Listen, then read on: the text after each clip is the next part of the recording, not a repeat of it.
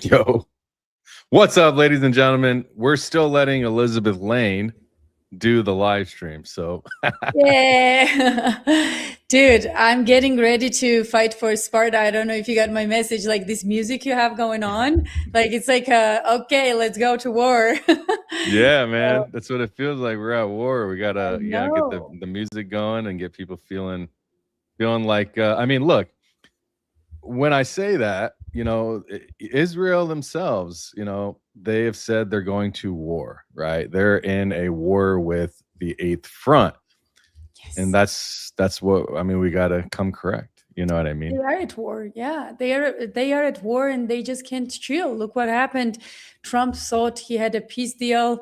Finally, I got the Iranians on board. Everything is good. We're going to get out of this. Oil prices are going to go down and then boom, Israel steps in and ruins everything again.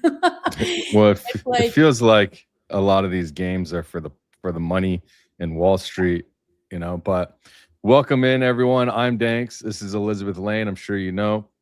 And today we have a great show for you. So everyone knows what they signed up for when you come and watching us, right? We're here to spill facts, controversial stuff that a lot of people don't talk about, especially in mainstream media. So first up, we're going to be talking about Miriam Adelson, APAC, the money architecture in this country.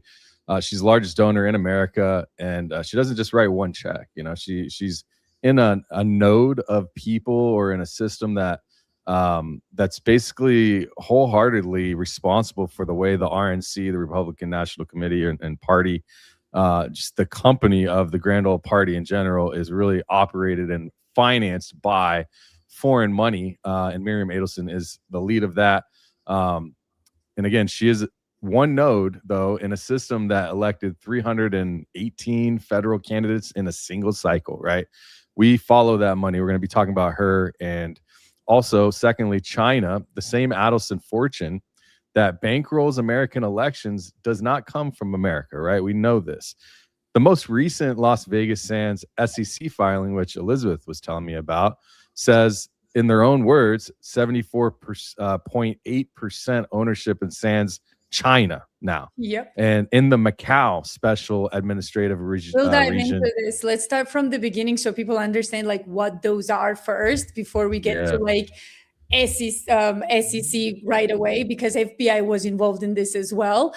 So I got to start with an announcement, guys, before we get to Edelson and all the shenanigans that she's up to. So Danks and I will have Sunday live stream together from now on. It will be a thing. So every Sunday you can get on and we'll have some famous guests, sometimes very, very interesting guests that are, down with this nitty gritty stuff and know what's going on. So we're going to try to make this a consistent thing. I was gonna tell you, I might have to make it to what we're doing today. We might have to talk about the day, but we're definitely gonna be doing it. Okay. Thursday. Wait, today's Thursday. Wow, I meant to tell you, I forgot to tell you. Yeah. Sunday Okay. might not Thursday. work It out. might be Thursday. I guess we have to talk about this first. All right. So, But but we're there will definitely be doing like something weekly. yeah, something will be there for weekly for you guys to tune in and listen to us and everything we do. Okay, Miriam Adelson. So Miriam Adelson has this image of a very strong woman. She recently got a medal from Trump. I am sure all of you have seen it. She's very proud that she received this like special medal from the White House and specifically from Trump.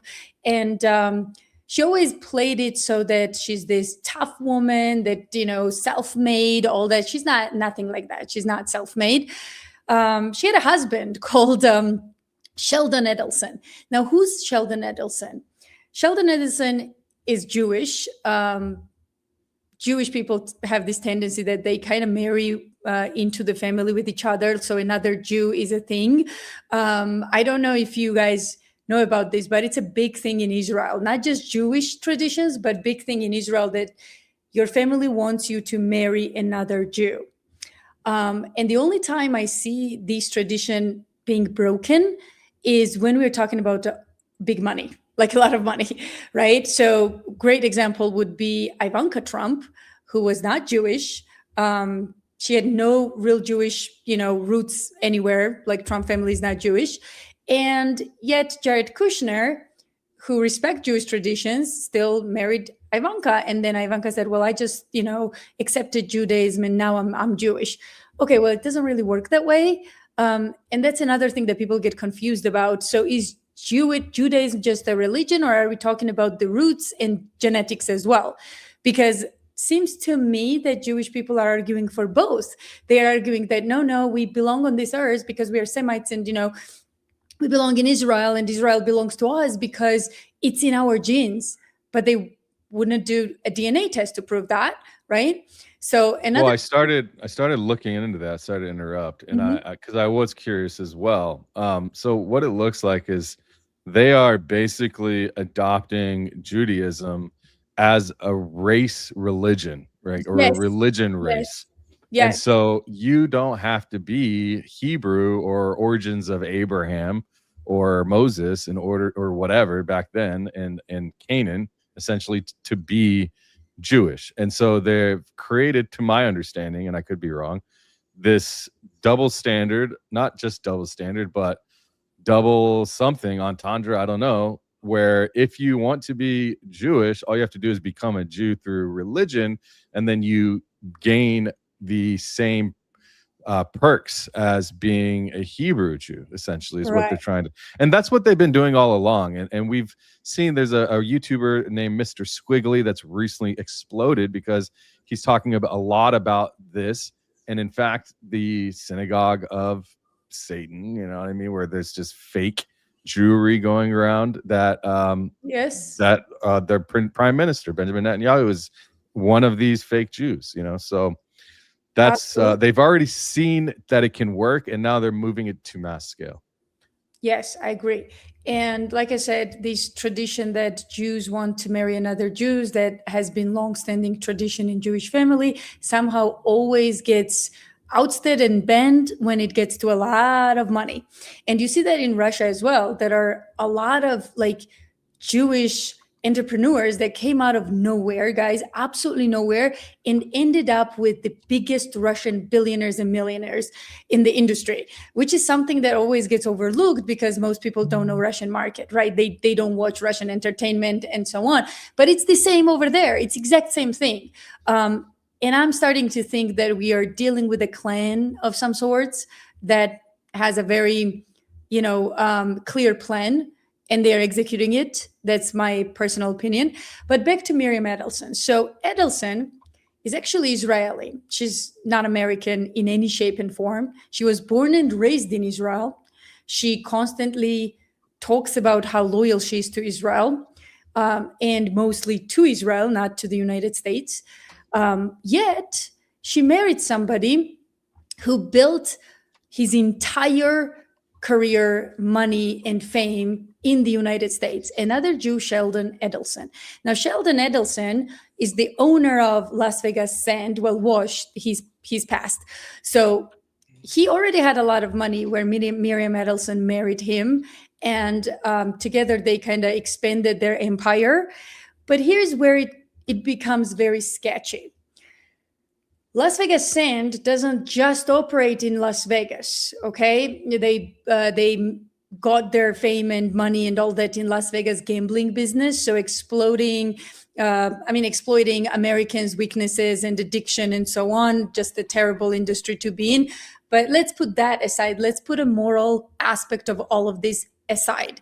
And let's just focus on money and what happened with it. So they took the money they got from Las Vegas business empire, and they went to China. There is such a thing called Macau. It's a Chinese territory. And when China opened their markets for world gambling businesses and kind of became free enterprise, Sheldon Adelson went over there and bought up everything and everybody. So here's the problem with this. You might think, okay, so guys expanding overseas, what's the deal? Well, the deal is that Macau's business setup and the entire environment in Macau is differently structured. What does that mean? You have to be in with Chinese elites and politicians to actually make your business happen. So otherwise you are out of business. You are not going to make it. That means that you are very tight with Chinese government and organized crime to even have a business in Macau. And that this has been proven. We are going to go into this, right? So there's a guy called Richard Suen, who kind of exposed all of this accidentally. Here's what happened. Las Vegas Sands tries to get in Macau's business. They understand, Adelsons understand that they need Chinese elites and officials to bribe them or to somehow convince them to hand over the business and allow them to operate, right? But they need a middle guy. Without middlemen, nothing happens. There's always somebody, a third party operating when it gets to billion-dollar deals. And this is the guy called Richard Suen. Chinese descent, as I understand. He was a Chinese businessman who orchestrated all of this for Adelsons and who had all these ties to Chinese elites and government. And he stepped in and he was like, well, I'm going to utilize my contacts in Chinese government and I'm going to get you guys closely intertwined. And that's exactly what happened. And Adelsons dominated Macau. I mean, Adelsons became real power in the United States because of China, because of the money they made overseas, okay? So now most of their money comes from China, and you know this as well as I do. When your money is coming from a certain state or country or whatever, you're kind of bound to obey with their rules and whatever they want, because that's your livelihood, that's your money, and you cannot function without it, all right? So that was very, very big. But Suen ended up being unhappy with the share he got out of the deal. He said, well, they lied to me. They cut me out of the deal. They didn't pay me enough money. So he ends up suing Miriam Adelson and Sheldon Adelson, so the family, Las Vegas Sands. And guess what? Long story short, he wins. But this lawsuit exposed some very shady stuff that I believe was set up, and this is my personal belief after looking at the court documents and what we found. I believe it was set up to launder a lot of money. And there was like these big chunks of transfers that no one could explain, no one could justify. And they were like, something is going on here, but we don't know exactly what's going on. So because of all this attention that this guy brought on Adelson's, FBI and SEC got involved. Now, there is such a thing called like Foreign Corrupt Practices Act in the United States. And what does it do is it doesn't allow people like Miriam Adelson to bribe other countries' officials and get in business with them with illegal ways. Does it make sense? So what happened is these two organizations got involved. Now, FBI, and they started investigating Adelson's business in Macau, China, because there was so much smoke and so much irregularities that they were like, okay, this needs our attention. And in 2016, the case was settled. Why was it settled?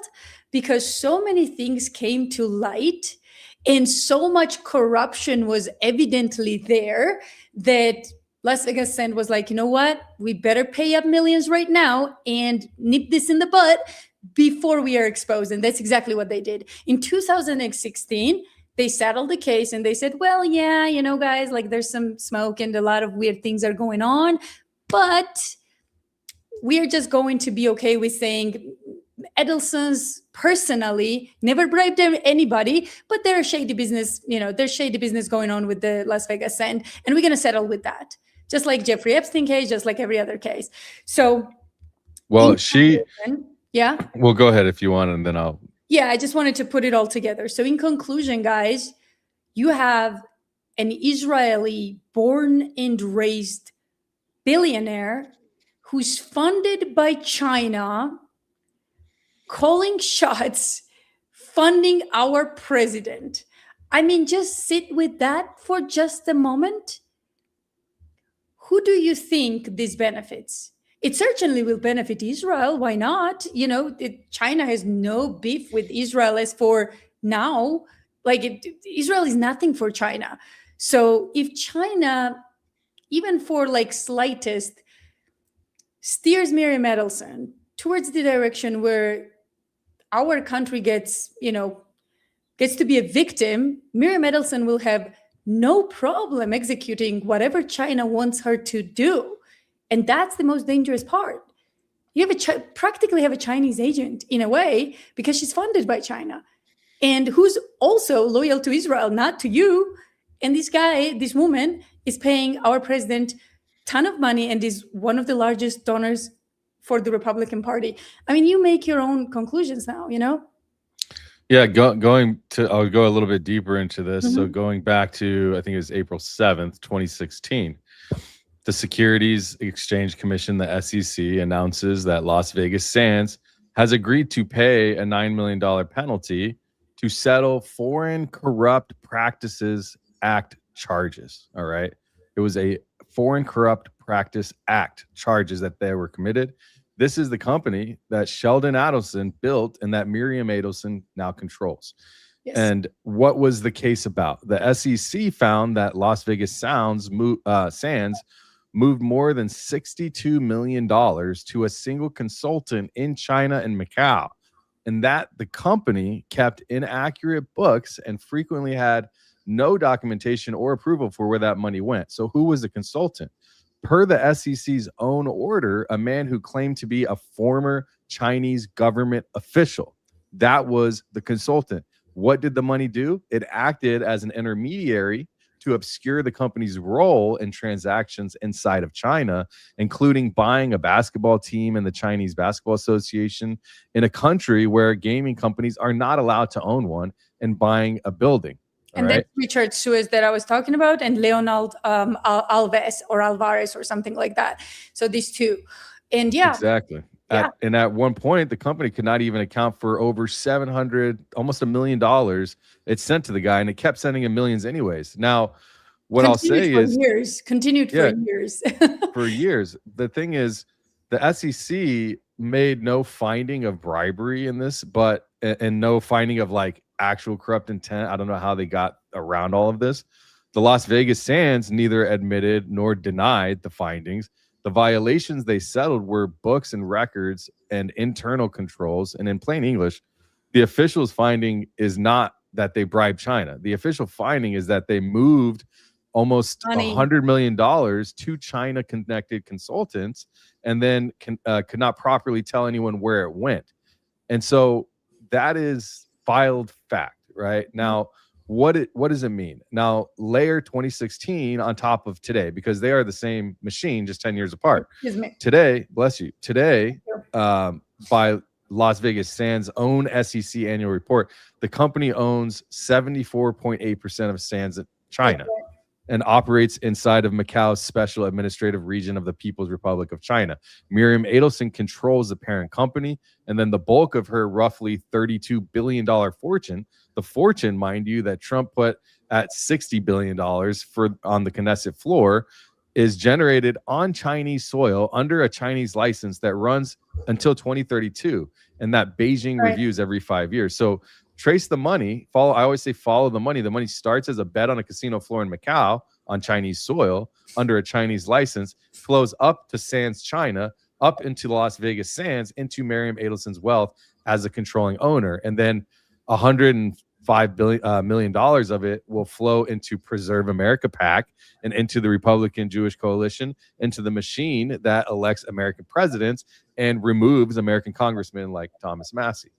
Right, exactly. And guys, I want you to think about how dangerous that is for a second, because you have foreign operatives, because they are foreign operatives. They are not born and raised in the United States. They are foreign operatives getting their money from our biggest adversary. Okay, China is our biggest adversary at the moment economically, because we depend on them. So you never want the power that you so heavily depend on to control anything in your domestic affairs at all. And that's exactly what's happening through Miriam Adelson. And you know what's amazing, Thanks? When I published this piece, I think I was the first one to do that. When I published this piece on X, all of a sudden you had this silence from trolls. Like no one can oppose any of this. And I was like, okay, they can't even try, because all of what we are saying is a iron freaking fact. So what they're going to say, that no, her money is not coming from China? Yes, it is. Yes, it is. And this is the same country, guys. This is the same freaking country that we constantly say we are at war with, and we're not going to allow China to dominate Venezuela. We are not going to allow China to bully us around. Really? I think you're allowing China to do whatever the F they want in your country, including ousting Thomas Messi through Zionism, and it's unbelievable. But it's true. It's true. So, I mean, the question is no longer is whether China runs money through this opaque connected channel. We know that it did, right? So the only open question is how much, how recently, and to whom. Now, Beijing is not stupid. China is not stupid in general, right? They know exactly who she is, Miriam Adelson. They know that she's the largest donor to the presidency of the United States and the government in general politically. They know her company has a federal record for murky China payments. And in December of 2022, knowing all of that, they handed her a renewable 10-year license anyways, right? So for a reason. There's two reads to that, right? There's two reads. Either Beijing decided to help the biggest funder of American politics and decided that she's not a threat to Beijing's interests. Think hard about what that says about the policies that money can buy. Or read two, and there might be others, but read two for me is Beijing decided it is useful to hold that renewal over her head for her fortune. And that here's the thing about leverage. You never have to actually pull the leverage for it to work. The dependency is the leverage itself. Exactly. So a person whose empire is dependent upon Beijing's signature is a person Beijing will never actually have to call to pull leverage on, because she already knows who's actually in control. So a lot of people think she's the one who controls. Well, it looks to me, if she wants to keep making her money, China is actually in control, which is very interesting to all this. Of course. And you know what's amazing? Chinese government, I don't believe that they looked at us as enemies in the beginning, especially after Kennedy died, and they went through a lot of domestic refreshment, let's call it that way. I don't think they looked at us as enemy up until we kind of made them enemies. And now they're like, okay, well, if this is the game, then we're going to play it as best as we can. And Miriam Adelson is one of the tools. And I can't believe that this woman is funding the president of the United States, and no one in big media is talking about her ties with our biggest adversary. Nobody. Well, they say that it's our biggest adversary. You and I were talking last week about what was the real reason that all of these technocrats went to China, And it's just interesting when you know that connection. It's like, did they go to China for Miriam Adelson? It's like well, it's multiple reasons, right? Thanks. It's never just one reason. So it's always when we are talking about $1 billion game, it's always multiple profits involved. No one is bothering to do it for just one reason. It's always multiple reasons. Now back to Miriam Adelson and how that ties into Cuba, guys. And your mind will blow in a second how we're going to tie all of this in. And then do you have the clips from? We should show the clip after. Once we explain, I want you to explain, because now my audience for sure, and probably a lot of yours, has watched Candace Owens. Yes. They've watched her explain and just almost mock Nick Shirley, right? And so I've been watching Nick Shirley for over a year, maybe longer, before all the Minnesota.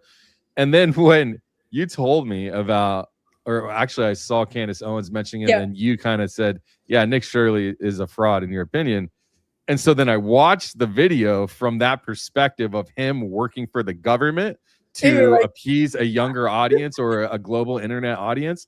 It was so obvious to me that this kid is a fraud.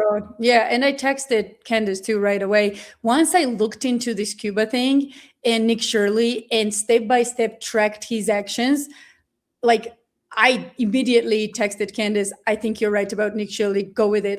You're right. In my opinion, from what I looked at, I was like, this guy is a plan, period. And I didn't have that opinion because I don't watch freaking Nick Shirley, some teenager in a hoodie. I watched only for clips before, some cutouts from his so-called investigation, right? And then when he came on my radar one time, another time, again. Then I was like, you know what?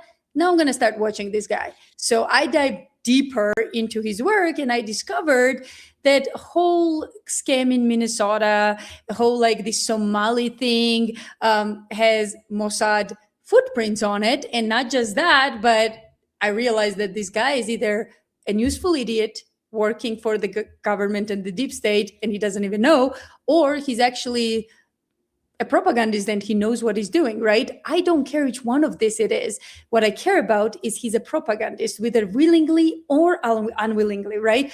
Let's dive into that. So you might think, why the heck are we talking about Cuba after all this time, right? What do we want from Cuba? Cuba is rich in minerals, no doubt about it, but we already have multiple other countries to take these minerals from. Is Cuba worth the fight? Is Cuba worth another conflict? Heck no, if we're just talking about the minerals. But what if we are not just talking about the minerals and we have bigger picture in mind? Let me explain. How many of you know what was going on in Cuba during Kennedy? Thanks, do you know? Well, remember? I mean, there's various things. Why don't you go ahead and tell us? Yeah. Okay, so Cuba had a dictator. I mean, they tried to, the CIA was literally trying to put Jesus over the, I mean, they've done so much shit in Cuba, it's ridiculous. Like, yeah, I mean, Cuba is the propaganda attempt from the CIA, like over and over again. It's just crazy. We abused Cuba beyond measure, but I'll explain something really quickly. And I think it will put a lot of things in perspective for people. So there was a guy called Batista in Cuba that was a CIA-controlled puppet. He was in it with mafia as well. He was a terrible, bloodthirsty dictator that we put in power in Cuba. And we actually covered for him, right? It's exaggeration to say we put him in power, but we certainly aided him, and then we protected him because he was our guy, okay? So he was so terrible that at some point, even the US seized like this direct aid to him because there were pictures that came out. Somebody broke the news, I can't remember which journalist it was, that he was torturing students. He imprisoned students and he was torturing students and beating them up, and it was terrible. So anyone who opposed him, he would go after, torture, imprison. The similar situation is Israelis today. So finally, there is this guy that thinks, you know what, Cuba had enough. And his name is Fidel Castro, who in history is absolutely misrepresented. If I told you, like, what are your thoughts about Fidel Castro, you would be like, oh, wasn't he a dictator and terrible man? What about Che Guevara? Oh, wasn't he a revolutionary crazy? Like, no, actually, they were patriots of their country. Both of them are incredible individuals. And they decided we've had enough of the United States corporate world sucking on Cuban wealth, and we're going to kick them out, period. Now, Castro was a nobody, okay? He didn't have an army. He didn't have anything other than his ideas. And Che Guevara was similar. Che Guevara didn't have anything. They didn't even have guns. I mean, how are you going to conduct a revolution and oust the CIA puppet from power without any guns or any aid, right? But somehow they managed it. I strongly advise you guys to read about it because it was brilliant. You know what tactic they used, thanks? They pretended they were way more powerful than they were. So it was like a fake it until you make it deal. Yeah. So they pretended when they would have this like officials come and see Castro when he was already a famous figure but didn't have the power, he would instruct his people to come in the room, interrupt the meeting, and give him fake analysis on where their little armies were. So they didn't have people, so they made it up. They would come in and give like a fake, briefings or something, interrupting the meeting. And that worked, actually. That actually worked. People saw that, I don't know where this guy has the army, but he must have the army, So finally, they were super smart. They managed to go against the monster called the United States of America and corporate world, and they ousted this demon from their country. So let me tell you what they were doing in their country, this corporate world. And I'm going to give you the list of corporations as well. So the United States owned Cuba without directing owning Cuba. So we had all these American corporations taking Cuban wealth and building casino brothel empire in Cuba. Can you imagine that? Like casino brothel empire, dirty, shitty things that they brought to Cuba. And finally, Castro was like, nope, we're not going to have this. He managed to conduct a revolution. He ousted Batista. He closed down the casinos. He said, Cuban nation is better than this. We're not going to do this shit. He kicked every American corporate entity out of Cuba. And it worked for a while. Up until, unfortunately, Cuba's geolocation is not very convenient. So they are located in an area where we can actually put them in the corner. So if we wanted to, we can isolate Cuba from the world. And, how can you survive when you are a tiny little, island and the ginormous, the United States is fighting you and completely isolates you, sanctions you, doesn't allow its citizen to trade, all of that eventually broke Cuba. So it's kind of our fault that Cuba is in a situation that it is today. And it's funny because Castro, who we should have sided with, by the way, when he conducted a revolution, we should have sided with him and said, you know what, this is great. Whatever you want to build in Cuba, we are here. Let's make it a democratic state. Let's make Cuba our ally. Let's continue some businesses, maybe not shitty brothel casino businesses, but we can do other things, right? That's not what happened. We were making $2.7 billion every year from Cuba. $2.7 billion, guys, every freaking year, to today's money, by the way. So, of course, for them, it was like, well, why would we lose this money? Who is this freaking Castro to kick us out? So the CIA went into action and designed multiple plans to kill Castro. Because that's what we do when we don't like the candidate and he outs mafia and, United Fruit Company and Hilton and all these corporations from the United States. We were like, well, let's kill him. Why are we killing the guy? Well, because, he doesn't like us and we're going to kill him. That's how we act in the world now. You know that there was 100 and something assassination attempts on Castro by the CIA? Yeah, you told me that. Yeah. Well, go ahead. What were you going to say? They poisoned his Cuban cigars. Didn't work. Yeah. They tried to poison with a bioweapon. They tried to poison his swimsuit. Didn't work. And then they paid this guy who was a waiter who was supposed to put poison into his chocolate smoothie or something like that, some drink. And this moron put the poison in the fridge. And when he was trying to get it, it glued on the ice and he broke the package. So, this is all real, guys. It's all real. And so they constantly failed in these assassination attempts, right? And Castro survived. But he knew, even when he was alive, he knew that Cuba wouldn't be able to sustain, this freedom without any assistance. And this is where he started to steer towards the Soviet Union, because the only other power who could help Cuba was the Soviet Union. And we know this. And now it's been proven when Russia sent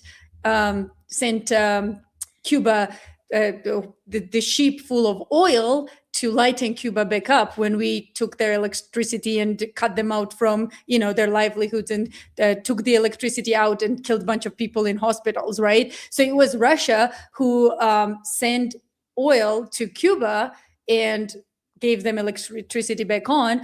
So they made a right bet. The problem is Russia is a million miles away and it cannot always help, right? It just can't. And so why do we need Cuba now? How does this story tie in with Miriam Adelson? Remember what we told you guys? Miriam Adelson has a gambling empire. One thing she knows that she learned from her husband is how to make billions in gambling empire. And you know what is the most efficient way to launder money, whether it's for the CIA, Mossad, or whoever?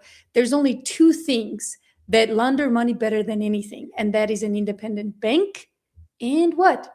Casino, right? So two entities that can help you with illegal money and cash. It's casino business and a bank business, right?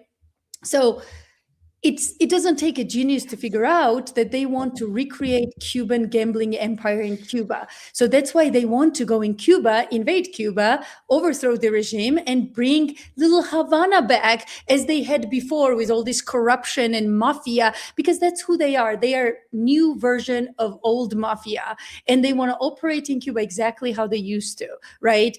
And that made 2.7 billion every year. Why not? Miriam Adelson knows the business. She lobbied Trump. So yeah, we are going to Cuba, and we are going to recreate what we had in Cuba and flood Cuba if we are successful with all this shit. And that brings us to Nick Shirley. You want to take on from here, Danks? Yeah. So look, we've seen this in the past. You explained this very well. I'm going to go a little bit deeper. If you share my screen, I want you to bring up, I have a Nick Shirley video prepared. I'm going to explain first though, but I want you to see what's on the screen. Okay. And as I talk through this, you'll see why. Now, this is what I want you to know is we go through history and we see how it repeats in this country. Okay. Right. Because I'm not a paranoid person. Some might say I'm a conspiracy theorist.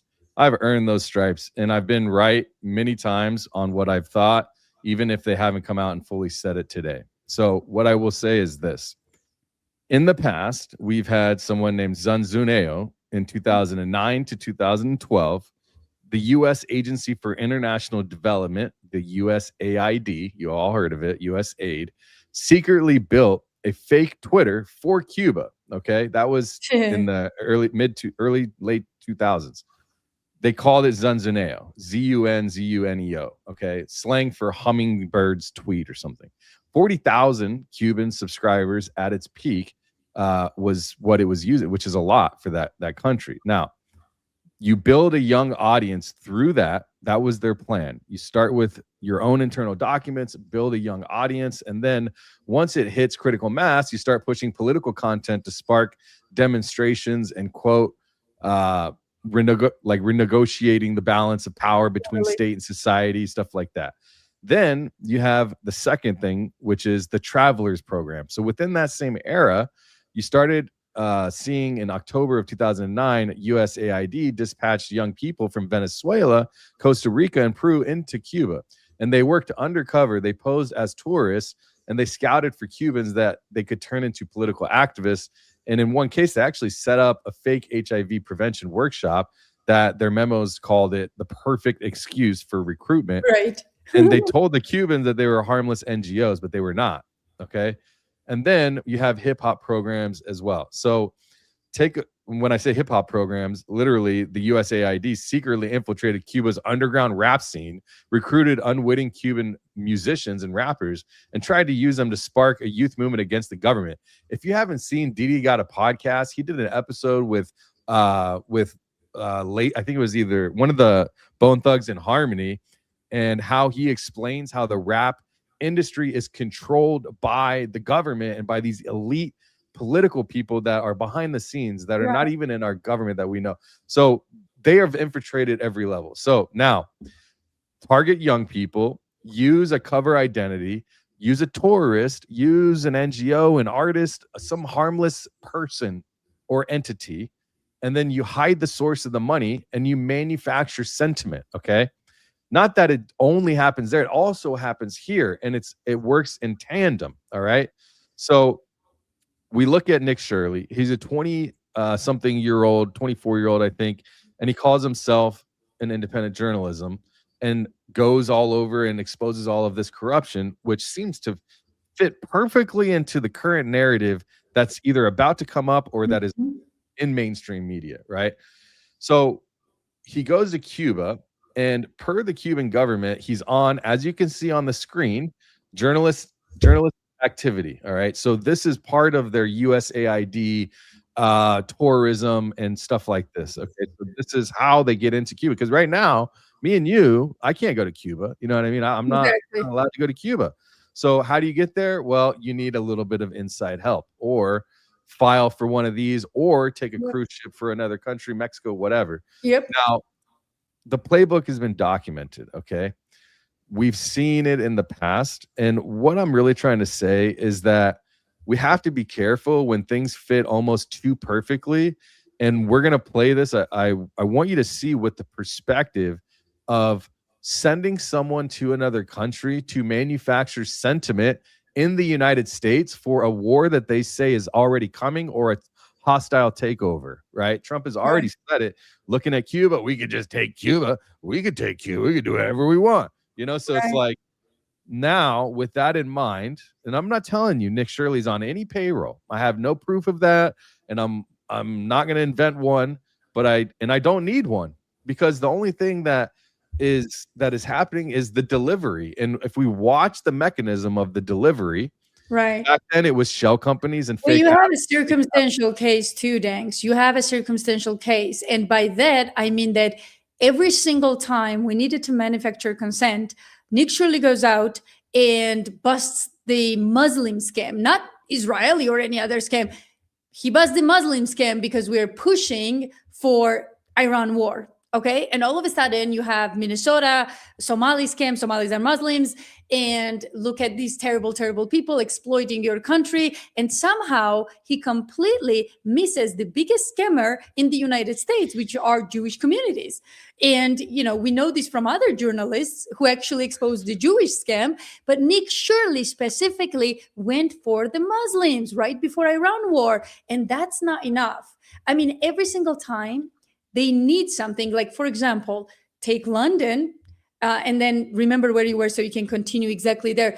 So we know that Tommy Robinson is a Zionist figure. This is not a freaking secret anymore. Like, even Tommy Robinson himself doesn't come out and say we know he's pro-Zionism. So we know that Tommy Robinson is a figure that Jewish Israeli Institute prefers. And this guy is trying to conduct a revolution in London, in England. And guess where this young teenager, Nick Shirley, ends up all of a sudden? He ends up in freaking London, aiding Tommy Robinson. The Tommy Robinson, yeah. Yes. So every single time there's a Zionist agenda at play, somehow Nick Shirley finds his way there and becomes the limelight of the day. Are you kidding me? I want to address something, because somebody might say, it was Nick Shirley an independent journalist? I would say yes. He has been doing this work. It might have come to, like, he might have somehow broken. I think that he's been manufactured now, or at least being sent in certain directions and doing his work and then getting help. Because I want to show something else. All right. Remember, he went to Brazil. If you see my screen. Yes. You need to understand this right here, okay? When you see how, you just have to go watch this, okay? And then you go watch someone like Arab, okay? This is how it actually he went. I Show Speed and Arab, this guy, he's a real OG. If you know YouTubers that travel, Arab, he shows actually how he got into Brazil, how it works, the dangers of it, and everything else. Not this way just doesn't seem authentic. I don't know what to say. The whole time, like, this is not something that you would typically see somebody be doing in Brazil. Okay. And this whole episode with Arab and I Show Speed, there was not one firearm. It doesn't work like that when you go down there. And you have to be very well connected in general anyways. You know what I mean? So absolutely, it's just a very different, like, you have to go watch both episodes and you'll actually see one authentic version of it and the other. Just go watch, So anyways, moving into, now that we have the sentiment of what it is, what are they trying to ask people? The most telling of this is when he talks to people, what is he saying? Okay. And watch how he uses his words. All right. So I'm going to go, you ready to play this? I'll play it. Let's do this. Yeah. Where are the people at? ¿Dónde está la gente? No hay nadie aquí en la calle. No hay nadie aquí en las casas. ¿Dónde está la gente? The problem is that there's no gasoline. It's not easy to move. Anyway, we have a lot of limitation for work. None of the gas stations are even in operation right now because there's quite literally no gas. When the United States captured Maduro, their main supplier of gas and oil was shut off. So the country right now has hardly any gas, and if you do want to get gas, you have to wait in. That is how they actually create a chokehold, by making it so they knew that Venezuela was giving gas to Cuba. Yep. We went and took the gas. Like, they created the situation back in Venezuela even before. Of course, absolutely. Because you gotta, so if your goal is to get Cuba fully, then you have to take the tools away from it first. And then, they just fold it by their own. That's just how it works. I hope Cubans are smart enough not to bend the knee here, Let's go on. To buy gas here in Cuba. Before they captured Maduro, was there gasoline in the gas stations? Always. It was easy. Nowadays it's really bad. But it was easy to get gasoline.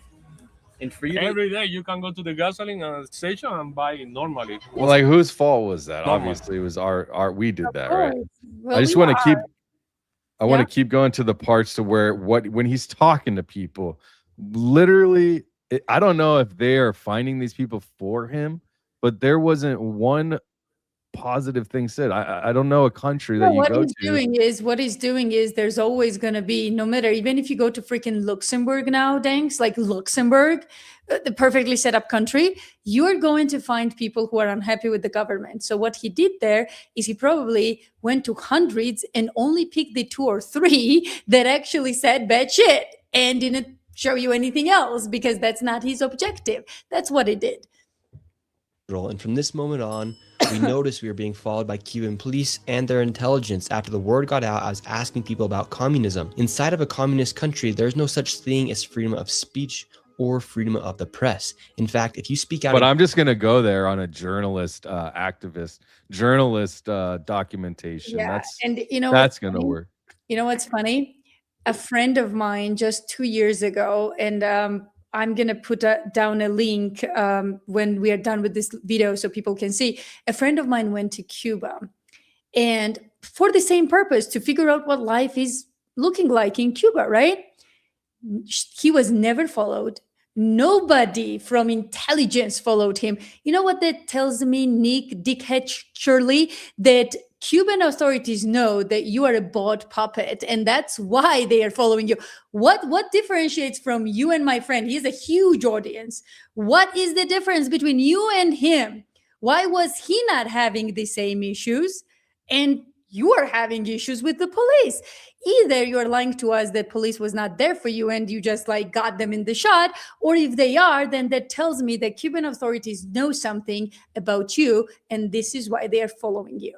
And he's not the only guy, as much as he wants it, but he's not the only guy to visit Cuba and document their life. So get out of here, you freaking, what is it, 17-year-old, Well, yeah, I'll show a couple more here. So. out against the regime. And what's the reality of living inside of communism? ¿Qué es la realidad de vivir en comunismo? Son presidentes todos, son jefes todos. El gobierno. De hecho, sí. Así que funciona. Hay mucha gente que está muriendo Que están muriendo por el comunismo. por eso mismo, porque no hay pastillas, no hay nada para darle a la gente. And what would be your last message to the people about living life in communism? Bueno, el último mensaje que daré es que lo más malo que hay aquí en Cuba es el comunismo, que viven todo en comunismo. Eso es lo más malo que hay aquí en Cuba ahora mismo. And we're not doubting that communism is bad. Obviously, it is. I'm not a proponent of that. I am doubting that. What do you mean? Communism is just a regime. What do you mean it's bad? Really? Because I have hold on. Yeah, because hold on. I have a suggestion for freaking Nick Shirley. How about you go to Miriam Adelson and ask something about communism? She seems to take money from communist China, who is light years ahead of us when it gets to domestic affairs and infrastructure. So if communism is so bad and, they can make money in communism, how is that China manages to do that perfectly? So no, it's not the regime, it's the people. Communism is just an ideology, just like capitalism, just like fascism, okay? It's just an ideology. What distinguishes these things from each other is who's in power. Period. And this has been a long-standing freaking smear campaign about communism and capitalism and all of this. Oh, capitalism will eventually die out and it's a cutthroat capitalism. The reason it is a cutthroat capitalism is because we have psychopaths leading it. It would not be cutthroat capitalism if we had decent people leading it. Okay, so the same with communism. I'm sorry, but you don't know anything about communism. I will guarantee you that, thanks. You do not know anything about communism. I come from a communist country. I watched my grandparents who lived in communism and who preferred that over anything that I have in the United States. That's their words, not mine. They lived it, they loved it. Okay, so this propaganda that it's the regime itself is bullshit. It is the people and who's in charge in it. Period. So communist China seems to be doing very well. Not only they have wealth, they also have our wealth. And without them, we would be digging in the dirt. If China didn't buy out our debt, we would not have food on the table in America. So don't tell me that communism leads to poverty and crime. It doesn't. Bad leadership does. Or a very good psyop from another country and the attacks from another country through intelligence agencies can bring you down as well. And we've seen it over and over again. So I'm sorry, but I don't buy this bullshit about it's just the communism is the problem in Cuba. No, it's not. The United States is the problem in Cuba. Okay? Just saying. You're welcome. Yeah, I mean, to this all day long. no, I mean, I would probably push back there. I would say the thing is that the idea that communism is just an ideology really is just a theory. All right. The only problem is who happens to be holding the wheel. It's not really that in my eyes, right? That is the trap, because if it is just about bad actors, then the next guy could do it clean.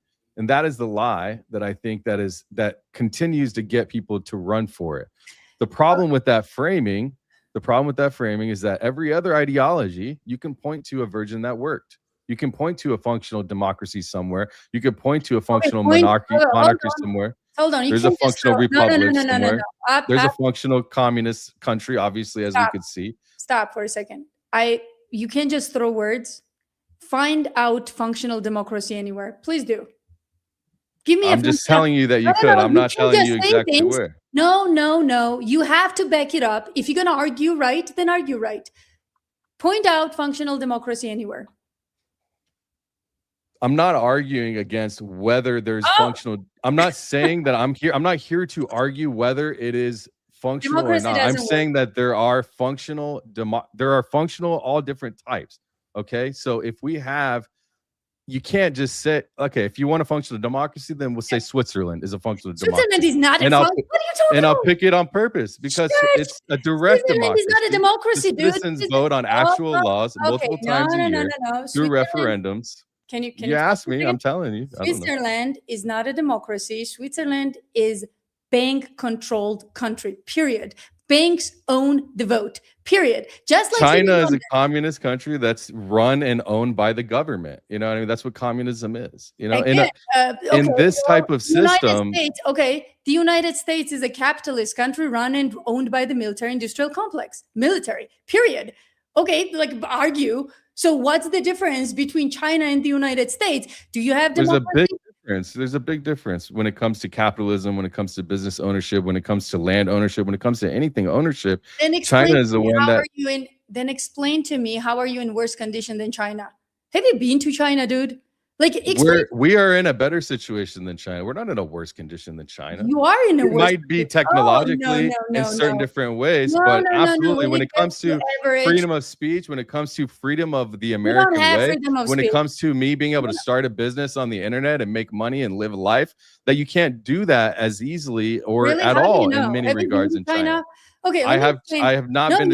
I have been. Yes, I have been to China. Sorry, I've been to Hong Kong. Where have you been? I've been to Hong Kong. Okay, but it doesn't matter. I've been all over the Southeast. I've been to Singapore. I've been to Bali. I've been to Indonesia. I've been all over. Singapore is a very different country. Singapore. You know what I mean? But I've been to China as well. I've been to Taiwan. I've been to Taipei. So it's like. Explain to me this: average lifespan and average life. Let's say. That's different. No, that's different. What do you mean? Obviously, the food choices, the food that has been crammed down our throats, obviously is a different story. When we're talking about food, it's a very dynamic situation, this conversation, because communism and the way that it operates there in China with complete control versus how we live our lives on a day-to-day basis is what I am talking about. I am not at all interested in having our business operations being ran by a foreign government and not foreign government, by China, by my government that doesn't allow me to move up if I want to. You know what I'm saying? And that is an issue. Or have land how I want to. Hold on. And I didn't want to get into something this that communist you're saying. Okay, you're saying something that is factually incorrect. I'm sorry, but it is. So you're saying that only government owns stuff in China? That's bullshit. There are billionaires, Chinese billionaires, that are in business, are independent entities, and they do whatever they want up until they challenge the government, okay? Up until they challenge the government. How is that any effing different from the United States? There are a ton of millionaires in the US, but as soon as they challenge the policies, you know what happens to them? What happens to Messi? They are ousted, their businesses are shut, they are completely out of the game. That's what happens. So I'm sorry, but you're no different from China. The only difference is above all the problems that we already have that China also has, above all the problems, you have one extra on it, and your government poisons you. Your big pharma is absolutely untouchable. That's not the case in China. Every Chinese health is light years ahead of yours. I'm sorry, but that's true. So if we're comparing these regimes, then you have similar problems in Chinese people. It's not going to be exact same because it's two different cultures and nation. You have similar problems as Chinese people, but you have some extra too above that. So I'm sorry, but you can't say, you know what, like China is a communist regime and controlled regime, and you're not. You're absolutely controlled. And in fact, you're so controlled that your own president cannot make a fucking decision without Zionism involved in it. That's how controlled you are. You're so... I'm not arguing against that, right? I'm not arguing that the president isn't involved in foreign bullshit. But when you're talking about business ownership, because I'm a capitalist, when you have business ownership, you're telling me I'm wrong. I'm not wrong. What do you need in America to actually create a business? You need a couple $100 for an LLC and an idea, and then the means to do it. You don't need to know a single politician. I don't need to have permission from a party. I don't need a government partner sitting on my board. I can own 100% of 100 companies today if I could spin it up. The land it sits on can be mine. The state cannot wake up tomorrow and take it because I posted something they didn't like. If a regulator comes after me, I can take the government to court in front of a judge who doesn't pay for the guy I'm suing, and I can win. You spoke. Let me speak. Now start the same business in China. First, you would have, for a lot of industries, you cannot fully own it. The state requires a local partnership. The partner answers to the party. Above a certain size, you're expected to have a Communist Party committee inside your own company. Okay, so the party gets a cell inside the business you built, watching everything that happens, everything that's said. Then the land is not yours. In China, you do not own land. You lease it from the state, usually for a set number of years. Okay, on a clock that runs out, and then you have to renegotiate with the same government that could crush you at any time. That's the same situation that Miriam Adelson is going through right now. Then there's no real court to run to because the courts answer to the party, and you can't sue the state and win because the referee and the other team are all the same people. And here's the part. First of all, you can sue the state. It has done before. You can look it up. It has done before multiple times.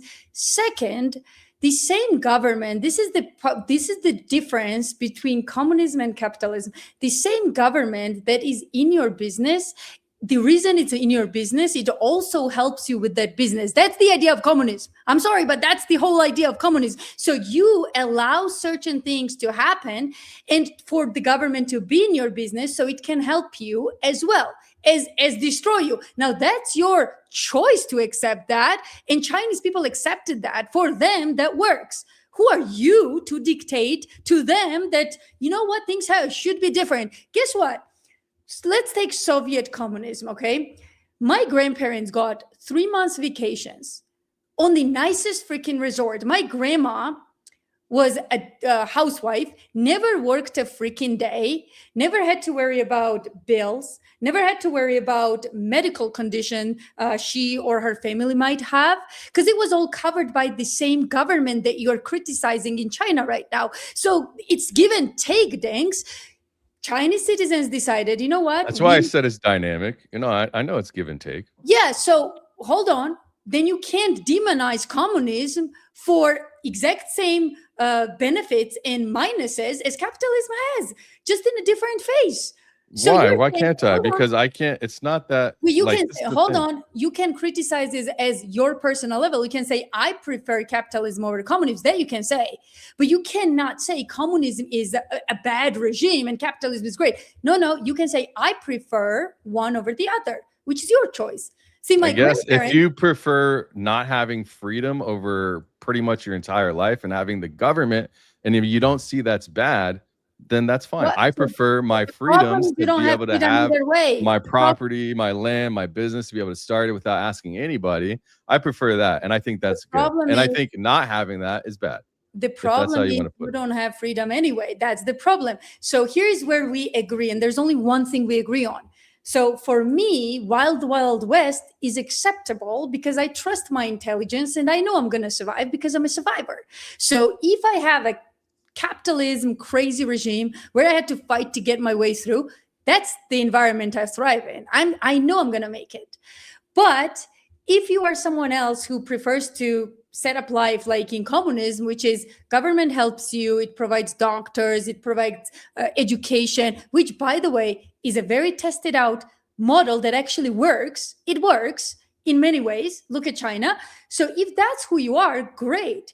But what my issue is with your pronunciation of things and how you articulated it, it says communism is bad and capitalism is good, and that's bullshit. Communism and capitalism are two different sets of rules and ideologies, and you can pick whichever you prefer. Now, again, I'm personally free Wild Wild West person. Let's fight it out kind of person. So that's why I'm living in a capitalistic country.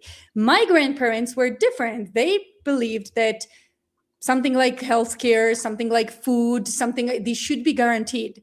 These should be their right. And they had the right and they loved it. What they didn't have is freedom. And they were like, you know what? We don't want full freedom. We prefer to be taken care of. Now, that's their idea of how to live. And it was their choice to make that. And they were happy with it. As soon as Georgia became a capitalistic country, they were more unhappy than ever. Because now you had to worry about doctors, bills, you had to pay everything yourself. There was no help from government whatsoever. So you can demonize these people. You have no right to. I'm not demonizing them. Yeah. So what? But you did say that communism is a bad regime. No, you can say I prefer capitalism, but both work in their ways. And China. I mean, I think most, if you want to have your own life, would prefer a non-communist party.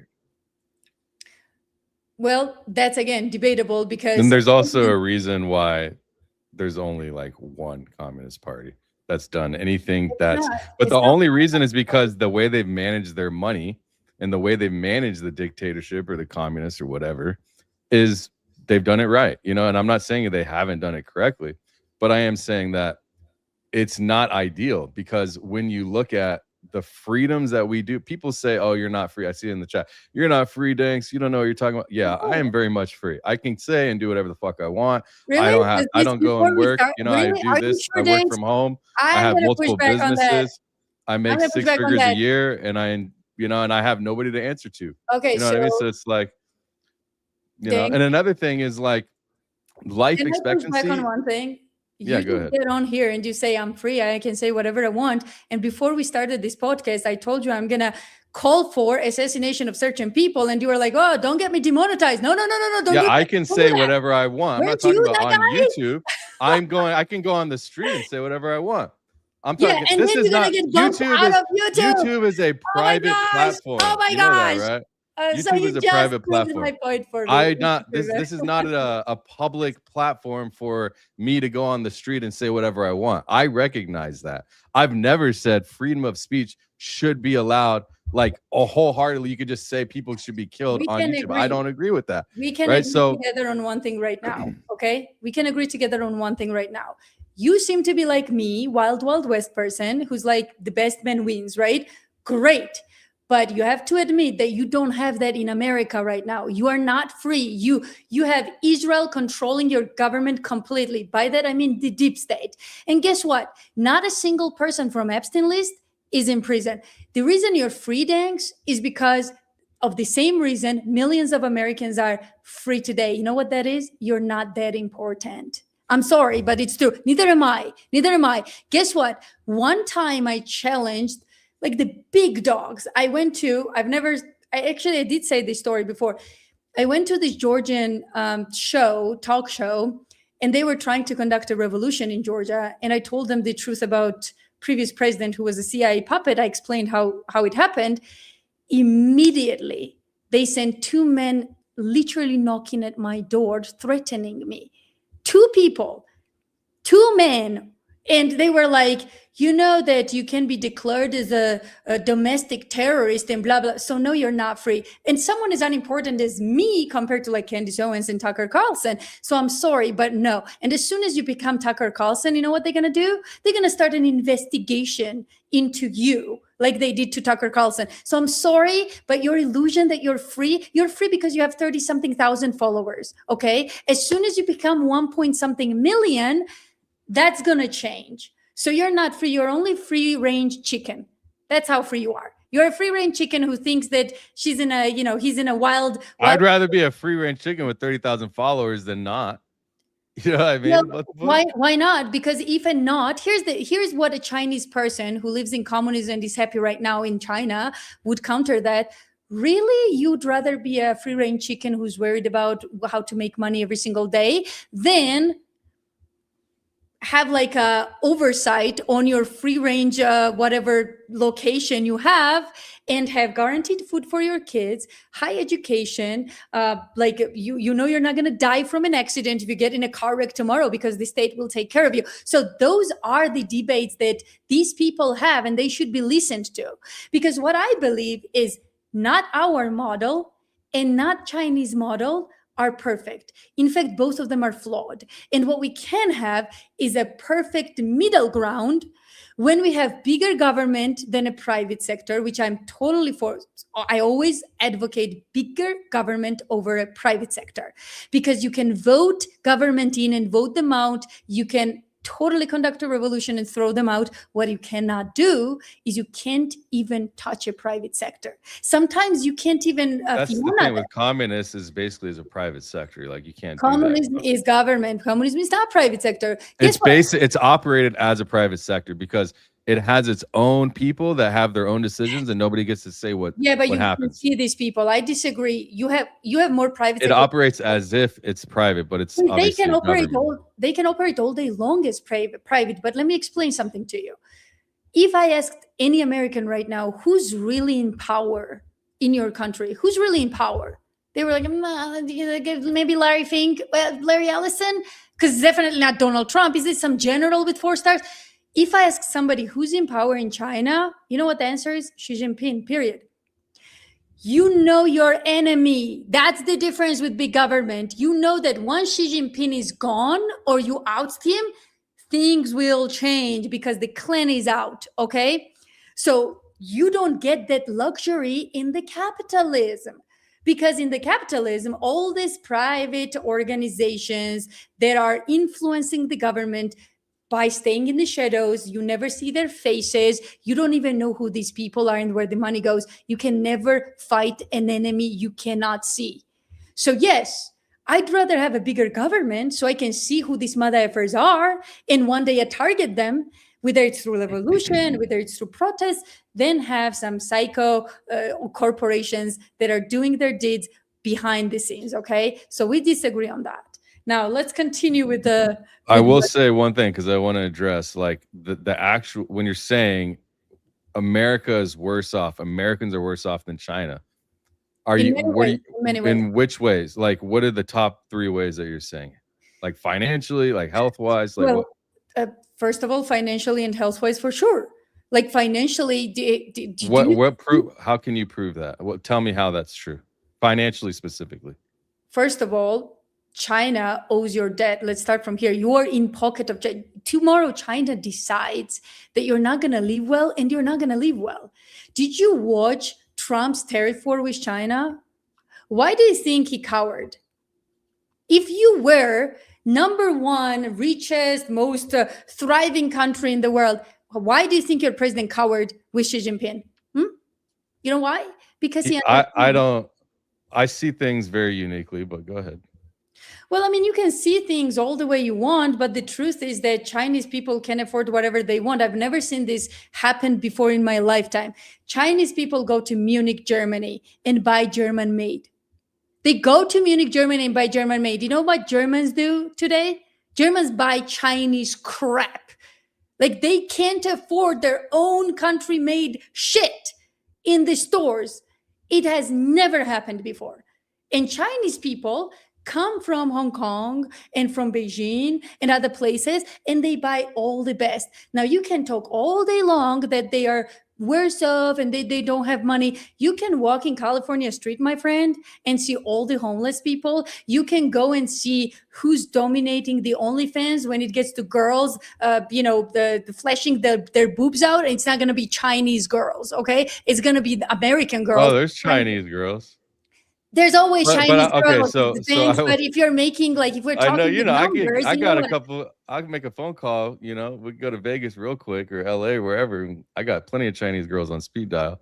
That's nothing. That's normal. Well, first what of all, do you mean? There's more Chinese and Mexican street workers. Look, dude, the thing is that what you're talking about, the debt of China. Okay, you want to talk numbers? Yes. How much debt does China owe in the United States debt? I have to check. We're I don't have that $37 on the trillion back of my in debt. head. We're 37 trillion. Head. Okay, we're 37 trillion in debt. Okay, they only own 700 billion. All right, Japan owns more than that. Yeah, no shit. Okay, so they don't. When you're saying like that can be dismantled. What you're saying is they control us and they own. That's not true. They definitely control. Right? And it's actually shrinking. Hold on. Right? China peaked at 3 trillion back in the early 2010s, 2012 or 13. Hold up. And also, our GDP per capita is 7 times higher than China. First of all, who's your biggest trading partner? Just look it up for me, since you are about numbers. Who's your biggest trading partner? Who's my biggest trading? What do you mean?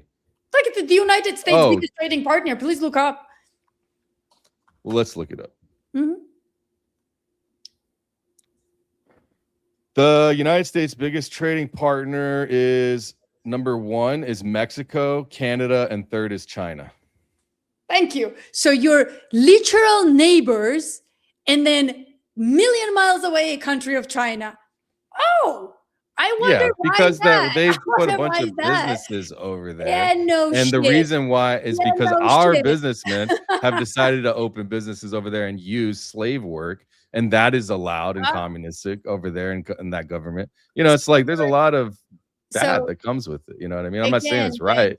Again, thanks. Here's the thing. You can argue all day long who's worse off. And I'm telling you that both countries are equally worse off, if not more, right now with us. Because you can say that, hey, there are lots of problems with capitalism, but at least we are free, right? And now we can't even say that. Because I would even take that. I would take that. You know what? We can be one of the biggest partners with China. They can own our debt. They can do whatever. They can control Miriam Adelson. They can do whatever. But you know what? At least we are free. No, you're not. And that's what pisses me off. So if I'm going to deal with the wild, wild west, well, then let it be with the wild, wild west. Okay. And I'm happy with it. But it's not. It's only freedom up until a certain point. And that's where I have a problem. So if you're going to pursue capitalism, then pursue capitalism. How come that in your country and in my country right now, when it gets to big companies like Boeing, like, for example, whether it's what is the name of Halliburton and previously dressers, known as dressers, how is that for them capitalism doesn't work? Every time we have to bail these mother effers out, we pay for them. You and I did a data center episode. Who pays for these data centers? Is that capitalism? I'm sorry, but no, you don't. No. That's not capitalism. That's very different. That's my point. So you're not even living in capitalism and you're praising something you're not even living in. So, dude, I'm not praising it. I'm not praising it. Yeah, but you're saying I never praised it. All I'm saying is it is better I believe that it is better to live in this country than in China because of all of the things that I've said, plus a whole books of things that I could say. Again, your personal opinion, I would argue that's your personal opinion. There are a ton of people that go to China and live there and love that. So again, to me and to you, we are used to what we are used to. And this is how we like it, right? Well, we don't like it because it's not capitalism, or we are not even in pure capitalism, but it is what it is. But for many people, they would not touch the United States. And I know a ton of people like that. They don't want to come here. I mean, some of my own best friends, like they're like, F the United States, we can't live there. Like, it's a preference. So every time you come out and I mean, I've been all around the world. I've been all around the world. Everywhere, pretty much every time I get back to the United States, I'm just glad to be back, because everywhere is a shithole. Everywhere is a shithole. I mean, you can't, if you've been around the world like I have, you know that almost everywhere is pretty much a shithole. If it's not a shithole, it's controlled beyond belief. If it's not controlled beyond belief, there's no opportunity. It's like, but in this country, it's at least a nice balance of being able to do the things that we want, make the money that we want, start a business if we want, or just go get a job and then you have to go work in the workforce. This is like what shocks me. Why do you imagine that other countries are not like that? Like, Georgians make more money than average American right now. If you compare with the magnitude of the United States and country of Georgia, only 3 million, only 3 freaking million, they live with better standards than I do in the United States. And I lived in both countries. I'm sorry, but it's true. And that shocks me. That shocks the heck out of me, because it was not the case somewhere around 15 years ago. Okay. And now it is. And it's like, how did we get here? So your assumptions that other people live worse off in the other than United States, that's just not true. I mean, I've seen it. What do you mean it's not true? I've fucking seen it. Name the countries you're talking about. Please do. All of them. Oh, no, Every no, single you can't. country that I've been to. So you've never been to Georgia, Costa Rica. I mean, you name it. Costa Rica, Mexico, Costa Rica. Okay, Bali. Everyone loves Bali. It's a shithole. I've been to Singapore. There's only it's wherever it is. You know what I mean? Third world doesn't countries. matter. You're naming Europe. third You know, world it doesn't countries. matter. You're naming third world countries. I'm you have sorry, certain places in the EU that are great. I'm sure Georgia. I've never been. My grandfather's from Georgia. I told you before. But they left, you know what I mean? So it's like, I don't know. I mean, I don't have any desire to go anywhere over there anymore. I left Georgia, but that doesn't mean that I left it because it was a worse off country. You don't see people like leaving this country for another country ever. People, what are you talking about? Oh my gosh. Sometimes you do. America has the biggest exodus. But not like America has the biggest like exodus right other now. Countries. Google it. You know what I mean? Google it. America has the biggest exodus than ever before. The Americans are actively leaving the country. Actively leaving the country. Every country has that actively. Again, you can't say one thing and then counter your own self. I just told you it's a preference. But I'm telling you that it's not like you don't hear of everyone leaving the like it's different where how it was in Georgia, or how people had to escape Iran in the 80s, or how people are leaving Dubai because bombs are flying in the UAE. It's like, okay, you know what I mean? That's a very different. That's what I'm trying to talk about, or what I'm trying to mention is that is the type of leaving I'm talking about. Why did they escape Iran? Why did they escape Iran? Why? Because communism was there? No, because the United States fucked it up. It literally conducted a coup. Yeah. It fucked it up, and so was it a regime? No. So we're back to the United States being a problem. No matter what you do, I agree. I can agree with that. Yeah. So. Now, are we talking about the regime, or are we talking about an aggressor over the other side attacking you? Because if we're talking about the regime, then I just explained to you, it's a preference. You can't argue that life in the United States was better than life in communism for my grandparents, because for them, it was great. For them, it was great. So you can argue all day, but you can't change. I mean, it could change. It could change. Right now, it's not worth leaving. Of course. So again, it's preference for Chinese people who are millions, and love being in China. They accepted the regime. They embraced the regime. By the way, they condemn Taiwan, many of them, and we do too. This is what people don't know. We actually recognize one China policy. You know what that means? You know what that means? That Taiwan is part of China. That's what it means. So for those people, you can talk all day long that you don't like it, but they like it. Okay? So I'm sorry, but it's not about you or me. I already said we prefer more wild, wild west. Cards are, at your disposal. You can use them as you want. If you're smart, you'll survive. If you're not, you'll die off. Great. I'm okay with that environment. But the problem is we don't even have that in America. We have a weird mix of oligarchy that bails out itself every single time something goes wrong with the Boeing or, Halliburton or some Raytheon, then we have to pay for them. But if something goes with my business, will Trump pay for it? Fuck no. Excuse my language. So no, you do not have freedom and you do not have capitalism. That's my dog. Sorry. But yeah, you got your dog riled up at me now. I know. So yeah, we can move on. We can agree to disagree. We can have our preferences and we can move on to major problems. Like, for example, Israel in the United States. That is part of the reason why we do not live in free world. And I'm going to play something. Actually, did you want to finish like Nick Shirley or should we move on? No, we could move on. It's fine. Okay. Yeah. So, before we got on this live stream, I was saying that Israel is a major problem in the United States, and it is to the point where it has become a national security threat. I think we both agree on that. Here we're in agreement. Yeah. Good. Thanks. We agree on most things, Okay, good. You have, so the thing is, I haven't lived in some of these other countries. I can only go from being there for like weeks or months at a time, right? Yeah. So your experiences globally are different than mine, right? So we see things differently when it comes to that. But like, people were watching us go back and forth and they were like getting all worked up like it's a personal thing. You need to know that Elizabeth and I can go like this and we're still gonna laugh and hug at the end. It's not for sure. And that's how you see everybody debate with Bays, same thing. So anybody taking it personally in the chat, you guys should probably just chill out. Yeah, exactly. Well, we love this though. Thanks. Like it's important for people to hear these perspectives. For sure, dude. And I keep looking for people for my show. I mean, you saw me invite Blake and Erica and all these psychos. Like, do you think I'm loving quality time with these people? No, but I want them to challenge us and say like why they are right? So debate is almost as important as freedom, because sometimes I discovered that I'm wrong. I was wrong with nuclear energy argument, for example. I always say this, like I kept pushing for wind and solar up until somebody made much better argument and said, no, you have no freaking idea what you're talking about, woman. And here are the numbers to back this up. And then I was like, holy shit.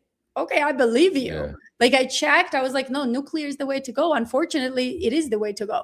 So I mean, we could all literally be having a nuclear power inside of our home like this. Exactly. Exactly. You know what I mean? Happy and it would be like $5 a year or some shit crazy cheap, Totally. But yeah, I think going into the new world order or 2030, or if you wanted to, were you headed that way? Yep. So I was just saying what Israel does in Gaza and how like absolutely horrified you should be. So should I play this clip real quick? You haven't seen this clip, have you? Oh. The Tucker clip? Yes. Okay, so let's play it. I mean, I was so mad. I was like, I'm going to punch the wall. Like, that's how mad I am. He had a 12-year-old boy on the operating table. And he'd been shot. It had gone through his aorta. He was dying. He was bleeding. They couldn't stop the bleeding. So they asked for my help. I went in there. I couldn't stop it either, by which time his clotting had all gone wrong. This happens in severe injuries. So he was bleeding out from everywhere, and he died on the operating table under our hands. Awful. I mean, you can imagine, 12-year-old. And his family told us, had come with him, that he had been sent by... These were all starving. They're all very weak. So the young teenage boys are the ones who are sent out because they're the strongest to get the food. And he'd been shot by an Israeli soldier there. Why? And they'd witnessed this. Well, I can't speculate any better than anyone else as to why this is happening. What I can do is I can document what I saw, and I can document what I heard from, and it was a similar story from all the victims' families, from those that survived, from the victims themselves, from Gazan healthcare workers who went to these food sites in order to get food for their families. They all described the same things, how these young teenage boys were being shot by Israeli soldiers. They had noticed in the ER how there were different body parts being targeted on different days at the Gaza Humanitarian Foundation food distribution points. And other emergency room doctors and nurses I knew corroborated this, that 19 young teenage boys had all come in one day, all of whom had been shot in the head and neck. Nowhere else, just the head and neck. Another day, they came in predominantly with chest injuries. Another day, they came in predominantly with abdominal gunshot wounds. And we noticed this. I started speaking to my fellow surgeons in the operating theatres, and we all noticed this pattern as well. On one day, the Saturday before I left Nassau Hospital to come home to England, 4 young teenage boys were brought in, all of whom had been shot in the testicles. Oh, just come the on testicles. Nowhere else. And the pattern of injuries that we all witnessed was so striking that it was clearly beyond coincidental. And it seemed to us like there was a game of target practice. There was a game of target practice on kids, these psycho effing people. Like, I have to say something, okay? I heard always about say- this. I saw reporting on It's this. a They even thing. had drones they were testing the accuracy of, and Yes, and sniper drones. it is a thing that this effing country does for the longest time now. And I always avoid saying country as a like Israel is doing it, right? I'm done with that. Because these are the same people. They supported. Abby Martin said this not so long ago. She said, Israelis have freer media than we do. And that's true. They know exactly what's happening. They are cheering for this because not every culture is created equal. Not every culture is created equal. These are monsters. These people all together, entire Israel, is the effing problem. And people who support this, again, they have free media.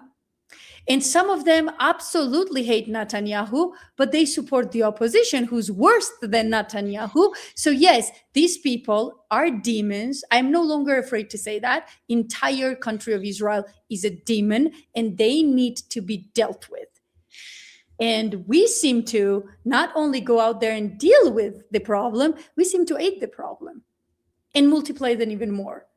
I'm done with this. I'm done with this psychotic behavior. I'm done with these people. Next time I meet somebody in the street and he says, I'm an Israeli, I'm going to count to 5 and I'm going to warn him to move the other way or he's going to get bit. Like that's how I think. I'm going to give them 5-second countdown to get out of my sight before they're going to get it. This is where I am with my feelings as a citizen and what I watch. Yeah. Yeah, I know what you mean. I'm done as well watching a government do what we first of all, this doctor has really, from what I can see, no political agenda, no side to take. He's just a doctor, right? And British doctor. Not even a Palestinian, or he's a British doctor. Exactly. And it's this is not about a people and it's not about a religion. I don't think it's just their government, right? And like the government of I call them Boston, but the government of Boston, the government of Israel, we're watching them, our money fund the corrupt actions, and now we're watching it unfold in Lebanon, right? Yes. And this is a sloppy but very agendized government that is using the funding, and we mentioned this before the show as we were talking, the cash money that we're sending over there, the taxes that we pay that we're sending over there in foreign aid, the businesses that are being built there in cash. It feels like something bigger is coming and nobody's holding them accountable. And I feel like the deep state, the global deep state, the ones that actually control everything, they are all in on it and setting this precedent that we're going to do what we need to do over here in the Middle East. Ain't nobody going to say shit. And if you do, we're going to cut you off or do something, right? Exactly. So there's no accountability. And every normal American across the political spectrum would probably agree for the most part now that we've seen how this is all unfolded, right? So the money we've sent $20 billion, and I think we're just renewed for another 100 billion or something like that, right? And we've sent 390 billion, I think, over the last few decades. Yeah, we keep saying there's a law, the Lehigh law, I think it's called, that actually says we cannot fund units that commit gross human rights violations, but we don't enforce it, right? That is not that is what it was there for, and that's our law. We have a law for that. It's spelled Leahy, Lehigh law. And so because that is a US law, it needs to be enforced and it needs to be looked at. But the problem is our political system is so bought out, and it goes back to what you're saying earlier, that the government of Boston, they are particularly in Israel. We might as well say Israel. The government of Israel, you're saying you're not free. Yeah, I know I'm not free on YouTube, Elizabeth. Not just YouTube, thanks. Try challenge them outside of YouTube. Let's say if we're going to end up without, bars. I've been challenging so far. It's been fine, but we'll see what happens. So now tie it to the doctor, because his biggest points are the strongest evidence for why the accountability is overdue, right? He's not Hamas. He's an Oxford doc. He's as a cancer professor, I think, who I looked into him a little bit when you were before the show. And he described an 8-year-old with no anesthesia getting injured, an 11-year-old who's, I think it was 11-year-old, surgery succeeded, and who died because there was no food to heal her. Yeah. A pattern at the aid sites, right? There all kinds of stuff at the aid sites. One boy's shot, in the head and the testicles, so this has been common reporting now, where I've known about this for over a year, and so this is where I think, I would say being dealt with, it sounds like vengeance, and vengeance is what people will quote back as like whatever, but vengeance is what we're looking for, is accountability. That's the vengeance that we need, or somehow to stop the funding, right? Stop the funding that allowed what the surgeon to see, right? One of these. Honestly, I think the funding is for this. That's why they won't stop the funding, thanks. Because that's the goal. The goal is cleanse Gaza, take over Gaza, and build whatever they want to build there. That's the goal. Right. And that leads into my prediction on the New World Order, and what they're going to be doing is, look, if we look at how much money has gone over there, how much their economy has increased as a result of us, and then their democratic society, the way that they are building everything with the US's help. And it's not just the US, but it's not just the money, but it's the people inside the US that are bought out by the money we're sending over there. They're getting it back, and it's going into their pockets. So they have every self-interest to basically help build Israel into a country or a state that is going to be the center of trade in the Middle East, in the EU, to Asia, because of its location. And then if you bring Ukraine into the fold, because Baron Coleman, when I was on his show, he asked me, he says, well, how does this all work when it comes to agriculture? And I said, it's easy. Ukraine. There's a reason why we've kept Ukraine in the fold for so long, 100%. right? It's because of the agriculture. 25% of the agriculture globally comes from Ukraine. So if you look at a global map, actually, should I pull up the global map so we can look at it and see how? Yeah, put it in our. Yeah. Let me. But yes, I mean, this Ukraine plot was spoken about even when I was little. Right out being a Soviet country, they were talking about Ukraine and how it was part of a big plan and this Khazarian freaking empire and all of that. So it's true. Yeah. Should I bring it up? Yeah, you can bring it up. Okay, so let's go to that area over there. Is it going to take me there? Okay, so we're going over to Israel right now. Mm-hmm. Okay, so first, if we look, okay, so this whole area, this is where we're seeing this Gaza, right? And you have this bank here. All of this, there's a reason why they're pushing out all Lebanon, Syria's under all of this for the last however long, and now Lebanon, we have They've been talking about Turkey as of recently.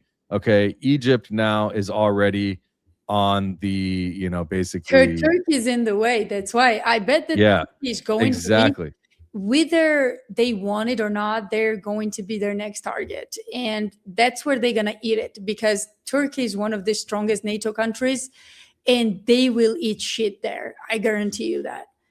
That's why I want to show this map. It's because if you look at how there's just no green, that can be manufactured over the next 50 to 100 years with cloud seeding. Mm-hmm. But especially down here, okay, so how would you get your food? Well, Ukraine is right here. And this is where most of the world, especially in the EU, you've got Romania, which is corrupt government. Yep. You have Bulgaria, which is corrupt government. Corrupt. So you have all of this, Turkey, which needs to, that they're going to. That's why they're trying to oust the Erdogan, because Erdogan is not part of the globalist agenda. And they want Turkey. They need Turkey. They absolutely need it for transportation, right? So, and go up to Ukraine. Here's what Vladimir Putin did. Thank you for that to Vova. He took a bunch of like very profitable parts of Ukraine. So they are not going to get that like at all. So so that's the thing, is like, that's why they're fighting so hard. It's weird how when we watch the government, the United States government, how we battle these things.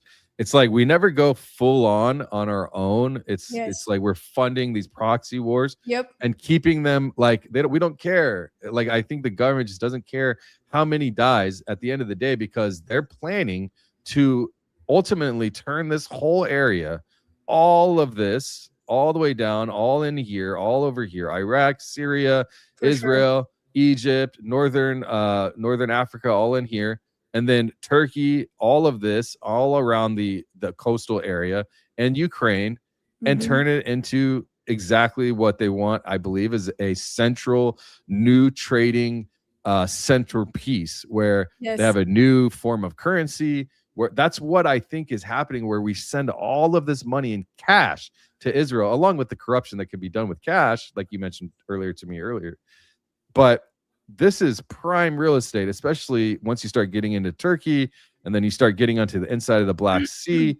All of this around here, you can move on boats. It would be a lot cheaper as well to transfer the food and agriculture from up here. And then obviously, there's already been disruption in Romania, Serbia, Kosovo, Bulgaria. So they're trying to get this. It puts a really nice picture, so you can actually see what are we doing. And if you look, well, what are we doing? We are literally alternative roads, right? So go to the alternative, like through Syria, go to Armenia, see that other Armenia, Azerbaijan, no, opposite side, opposite. Oh, yeah. Go down. See that, Georgia? Down. Where am I at? You're kind of close. So go down. Yep. Close up. Armenia, Azerbaijan. See that alternative. So Armenia, they have a globalist puppet there. And Azerbaijan is theirs in a way as well. It is heavily influenced by Turkey, but it's still its own entity, and they have a lot of Zionist influence there. So this is their alternative route for energy, by the way. So this is where they are trying to set their. This is Iran, by the way. If people don't know, this is northern Iran. They're avoiding Iran. That's the whole point. So they are trying to avoid Iran completely because they couldn't get it, and now they are negotiating heavily with Azerbaijan and Armenia to take their energy through Azerbaijan and Armenia, because they cut the Russia out, they cut the Iran like completely off, right? So they need a ground. They have to move somewhere. Azerbaijan and Armenia are now their new puppets, right? They couldn't get Georgia. They tried to conduct a revolution in Georgia. Georgians turned out to be much smarter. They didn't allow them to. So Georgia is the only independent country in the region right now that is governed by itself. Like it's just how it is. Rest of them are absolute puppets of the globalist government. And they will be successful because if one route doesn't work, this will. And they're already setting up this way. What's his name? VP J.D. Vance was in Armenia and Azerbaijan striking deals because that's their alternative energy route without Iran. Do you understand what I'm saying? Yeah. They're gonna Yeah, leave this Iran is out. this Yes. is a really great actually setup for them if they're doing what I Yep. think. Baron Coleman thinks I'm 100% right. You even said earlier, you said you agree. You think this is, Yeah. and also like then you have your trade routes to go to the EU. You know what I Yep. mean? And this whole channel here, all the way to Gibraltar, can then just go all the way to South Africa. I mean, wherever, you know. So It's like it is perfect actually kind of ground. an ideal. Yeah, exactly. It's perfect ground Yep. to take over, and it's right in the middle of the world, you know. So it's Yep. and I think they might just leave us over here, you know what I mean? Build a bunch of data centers and just Well, leave that's our why asses they're here. building data centers so You know that what I you mean? can live in shit while they bring Zionist beautiful entity over that, and you can deal with the CO2s and all the terrible shit that data centers will bring. So yeah, I agree. Yeah. So seeing that and understanding like we're not just doing this, like I don't think the government is just doing it to help Israel. I think that they're doing it because they have an agenda. If you think about what's been happening since Operation Clean Break in 1996, they wrote it out on paper. When Prime Minister Benjamin Netanyahu came into office, they had these governments that they were planning to overthrow. Actually, I'm going to share my screen again. Operation Clean Break, so that people can see what I'm talking about. Yes. There's another document that goes with it. So this is Wikipedia if you want to pull up here. So Operation Clean Break, I made a whole live stream. I think I've done 2 on this. A new strategy for securing the realm. All right. This is a policy document that was prepared in 1996. Oops, sorry. I didn't share the screen. A Clean Break, a new strategy for securing the realm. A policy document that was prepared in 1996 by a study group led by Richard Pearl for Benjamin Netanyahu, the then Prime Minister of Israel. The report explained a new approach to solving Israel's security problems in the Middle East with an emphasis on Western values. It has been criticized for advocating policy of removal. So what are they doing? They are actually going in and they are one by one taking over all of the countries that we have seen attacked. And then Iran is the final one, right? So let me see if it shows exactly the order of what it was supposed to be. Yeah, so let me see if I can find the countries. Operation Clean Break. The document that I had found with it, there's another one. If someone in the chat could remind me. It's called the Renew. It's like something that happened a few months after that. They made this article. It was like a booklet that they wrote, and it explains how America is going to be involved in all of this, right? But anyways, they are literally taking Lebanon. They want to do Syria, Iran, Iraq. All of it's on paper, right? And through proxy warfare as well. So the same thing that we're seeing was written 32 years ago, 30 years ago, actually, exactly. I wish I could remember the name of that article. Give me 1 second. I'll pull it up if you want to talk on that real quick. So what is the American Revolution book that goes with Clean Break?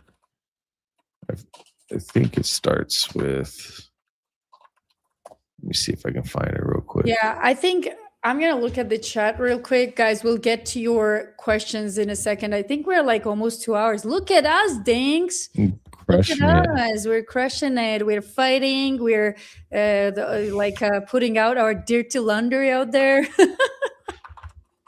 It's so funny. It's like somebody said, Adolf knew it all or something like that. You guys are hilarious. Oh, man. Damn. Yeah, I have it somewhere. Oh, the American Crisis, was that it? I don't know. Maybe not. Okay, well, I thought I have it somewhere, but yeah, somebody says 7 countries, but that's a different. Yeah, so 7 countries in 5 years was a real thing, and they wanted to do that. But Danks is talking about something else. Yeah, see, I can actually, if I just come here and I'll go to this page right here, say what was the ultimate agenda of Clean Break?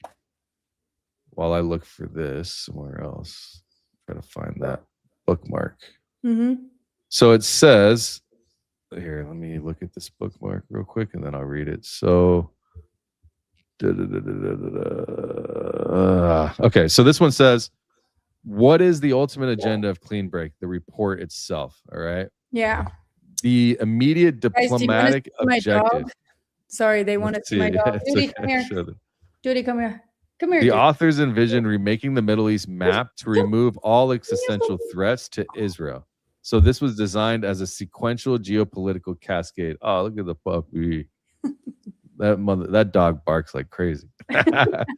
Iraq is phase one. Boy, The absolute priority was the removal of Saddam Hussein.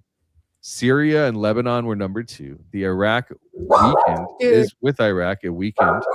And then Israel would use proxy forces and direct preemptive strikes to isolate Syria and strip Lebanon of any anti-Israel resistance.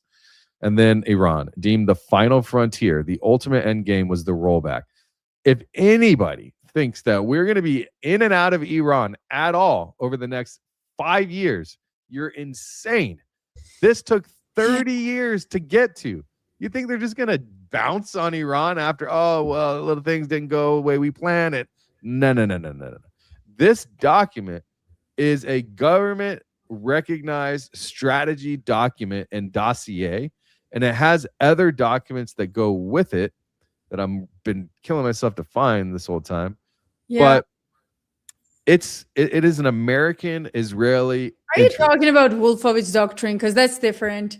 No. I'm trying to. It's not a Samoyed, guys. I'm looking at, and not Great Pyrenees. It's actually an American Eskimo. So very similar to Samoyed, but a mini version of Samoyed. They're like the same dog, but it's kind of smaller in size. This is going to drive me nuts. I'm going to have to find it while we're talking, because I know it was in one of my last videos. If you want to move to some of the chats, then we can move to super chats. Do it. And then if I find it, I'll find it. We've got some super chats. We've got some new members. And this is you, Danks. Do you want to read them while I look for this for me? Jewelry, usury is money. Religion of monetary thieves. Allegedly, maybe, perhaps. Yes, what's up, Philippe?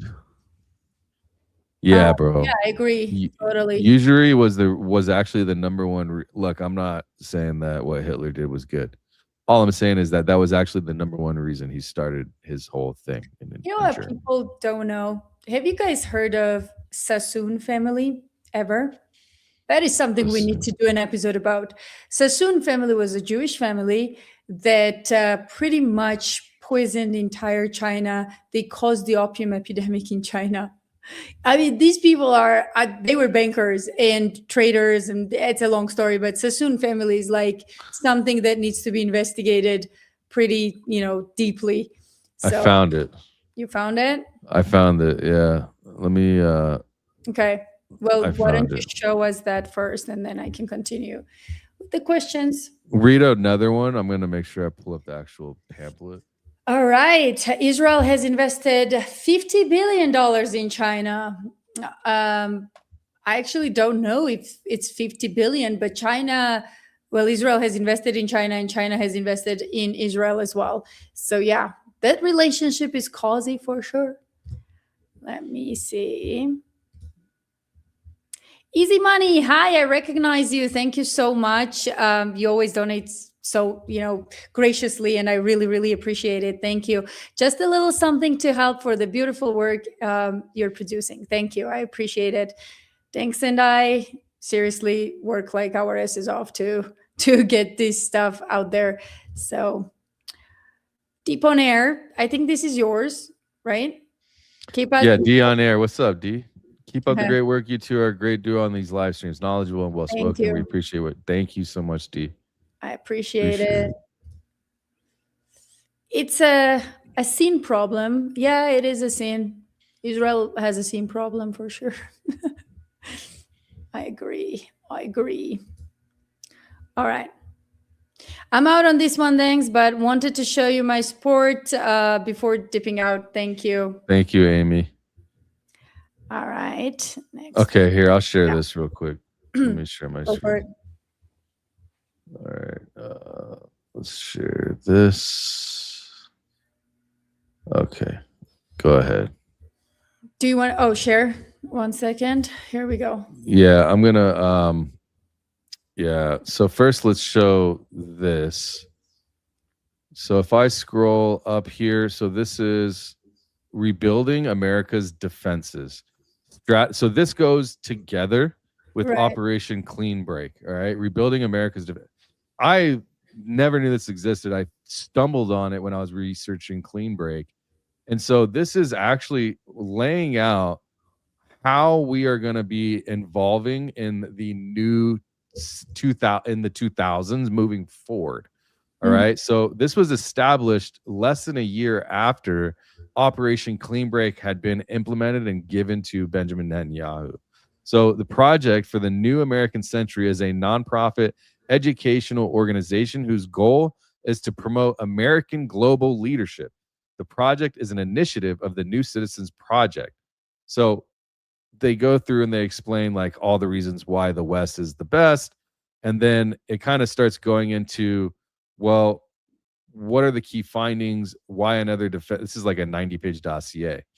And so if we scroll in here, the introduction says, our concern, well, the project for this, blah, blah, blah, blah, blah, our concerns were reinforced. So this pamphlet is based off of concerns that the world isn't going to be what they want it to be, an American style global one world agenda. Our concerns were reinforced by two congressionally mandated defense studies that appeared soon thereafter, the Pentagon's Defense Review and more National Defense Panel. Both studies assumed that U.S. defense budgets would remain flat or continue to shrink. As a result, the defense plans and recommendations outlined were fashioned with such budget constraints in mind. So they go through and explain, like everything was written down. You want to see how much money, how many billions, hundreds of billions we're spending in the $1 trillion in the government for military spending? It comes back to this dossier. And, and they explain it actually. All right. Or they even explain the alternative. If we don't spend money on this, if we don't go to this country and do that, this is what we'll end up seeing. So they drew it out with Clean Break. And this dossier, I'll put it in my description. I was about to say, can you send me the link so I put it on the video, like right into the description? Just send me a text message. Yeah, I'll read this last part and then I'll send it out. So this report this key findings, all right? This report proceeds from the belief that America should seek to preserve and extend its position of global leadership by maintaining the preeminence of the U.S. military forces. Today, the United States has unprecedented strategic opportunity and it faces no immediate great power challenge. It is blessed with wealthy, powerful, and democratic allies in every part of the world. It is in the midst of the longest economic expansion in history, and its political and economic principles are almost universally embraced. At no time in history has the international security order been as conducive to American interests and ideals. The challenge for the coming century is to preserve the coming century. So from 2000 to 2100, okay? This is what this pamphlet is made for. The challenge for the coming century is to preserve and enhance this American peace. Yet, unless the United States maintains sufficient military strength, this opportunity will be lost. And in fact, over the past decade, the failure to establish a security responsive to new realities and to provide adequate resources for the full range of missions needed to exercise U.S. global leadership has placed the American peace at a growing risk. This report attempts to define those requirements, and in particular, it goes into this. And this is, once you understand Operation Clean Break, once you understand rebuilding the defenses of the United States, these pamphlets, and you read them, everything makes perfect sense. And that's what got me to where I'm at today with my New World Order. But it is a real thing. And they've been implementing this before 2030, Danks. This is another thing people don't know. That was Agenda 21. And I'm going to be posting about this Agenda 21 and what it is on my channel, like in the closest future. But it was a real estate grab. Agenda 21 was a real estate and land grab. And from that, they moved on to Agenda 2030, which was like already international, right? Rosa Koire, look up, guys. Rosa Koire is the one who broke the story about Agenda 21. So crazy stuff. But let's get to the questions. Yours as well, thanks, I believe. Oh, Yeah, we did read that one. Sorry. Yeah. My bad. My bad. It's the same problem. How about this one? This is yours as well. Hold on one second. Shirley posted a Portland harassment video. A green sniper laser hits the aggressor's chest. Cops in parking garage were protecting him. Yeah, I didn't see remember that. Shirley actually posted a lot of videos before he, in my opinion, before he became the propagandist. And I think I think you're right on that. Thanks. They grabbed him after they saw like that he was already there as a teenager and kind of grabbing the attention, right? Well, he's also Mormon, right? So don't Yeah. forget, the CIA works with Mormon directly. Oh my gosh, you have no idea. They're the biggest recruiting ground for sure. We read that one too. So God gave them King Saul. Solid. Yeah. Hi, thanks. And lovely mods. What's up, Christy? Thanks for the super. Good to see you. People leave countries because of Boston. Mm. People leave Boston. You think that Boston is my code word for Israel? Do you think? What do you think about that? What does Boston has to do with anything? What do you think? You think that that actually is interesting? I think it. I've said this before, and I'm not against Israel. I'm not an anti-Semite. In fact, I am a Semite. You're not against Israel? I mean, I'm not against the people that are regular people that are just living there. The government, yes, of course. What I'm trying to say is that, and the Jews in general, right? I'm not against them. I don't believe in their ideology. So I think Jews are not Israel. Jews are. I'm not against the people that are living there or the Jewish religion. But let me get to my point. My point is, do you think that they created the land of Israel to have them all go to because they kept disrupting and creating issues around the world? And do you think that people have fled their countries because of Israel, or because of the acts of people that are now living in Israel, like the synagogue of Satan people? Are you asking Do you think me? people? I'm asking you. Yeah. Do you think people leave countries because of Jews? Yeah, partially. Yeah.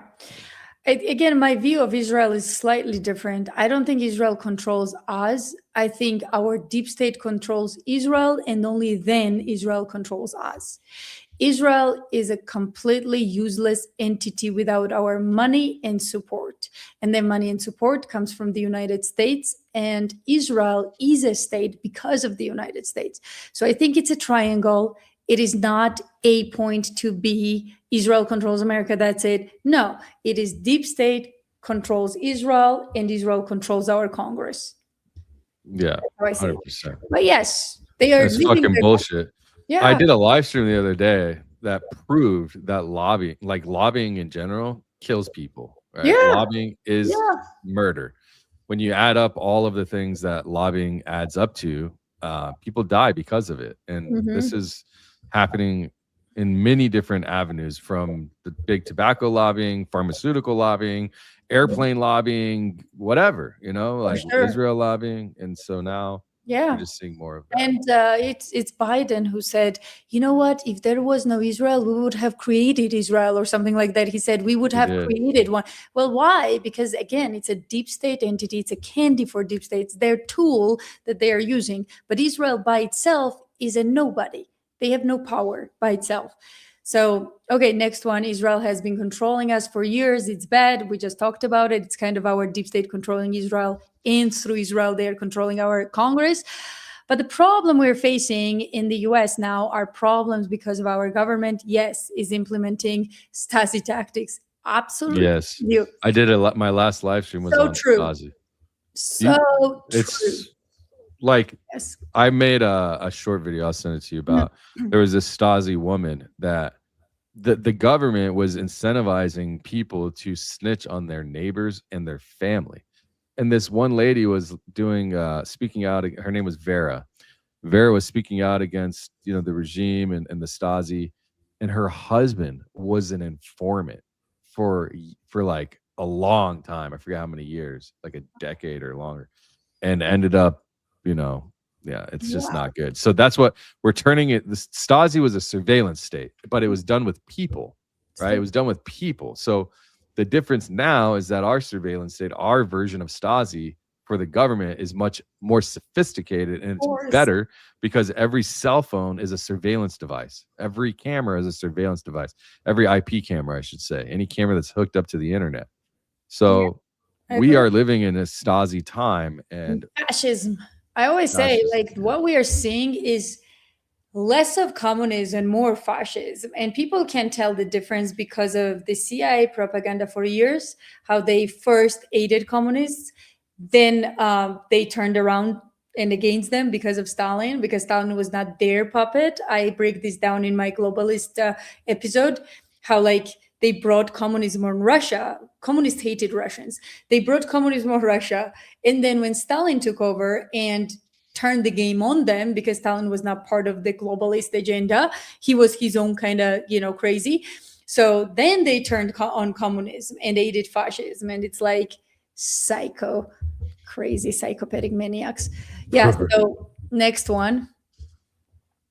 The public tea room.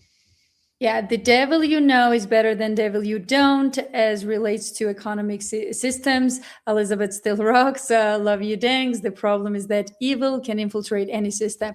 So true. See, absolutely, I agree.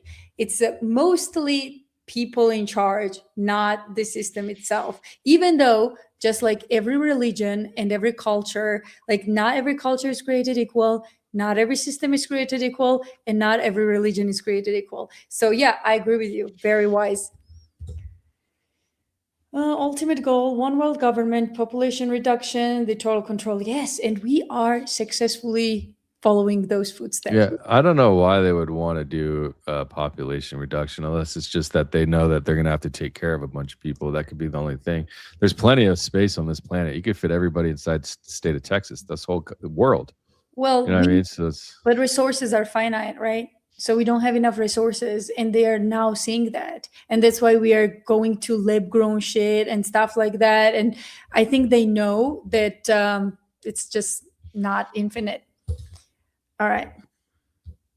Just throwing my 2 cents randomly. Current admin causing international collapse of US dollar in order to activate digital currencies. You are right. That is happening. So there is a war on dollar for sure. Yes. 100%. What's up, Julie? Good to see you. I got lost here. Hold on. Am I missing something? Thanks. Maybe. So when you're reading the supers, you can actually remove them by hitting the star. And so every time I read a super chat, I remove it, and the star will. No, we're good. No, I'm good. I found it. Project for a new American country. New American country? Project for a new American century. Yeah, that's exactly it. I think actually, is it? Yeah, that's the one.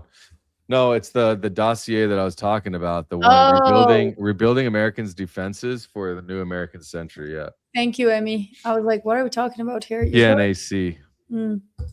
Okay. Campaign Analytica is the Mike Ultra. So do you mean MK Ultra? MK Ultra of our time.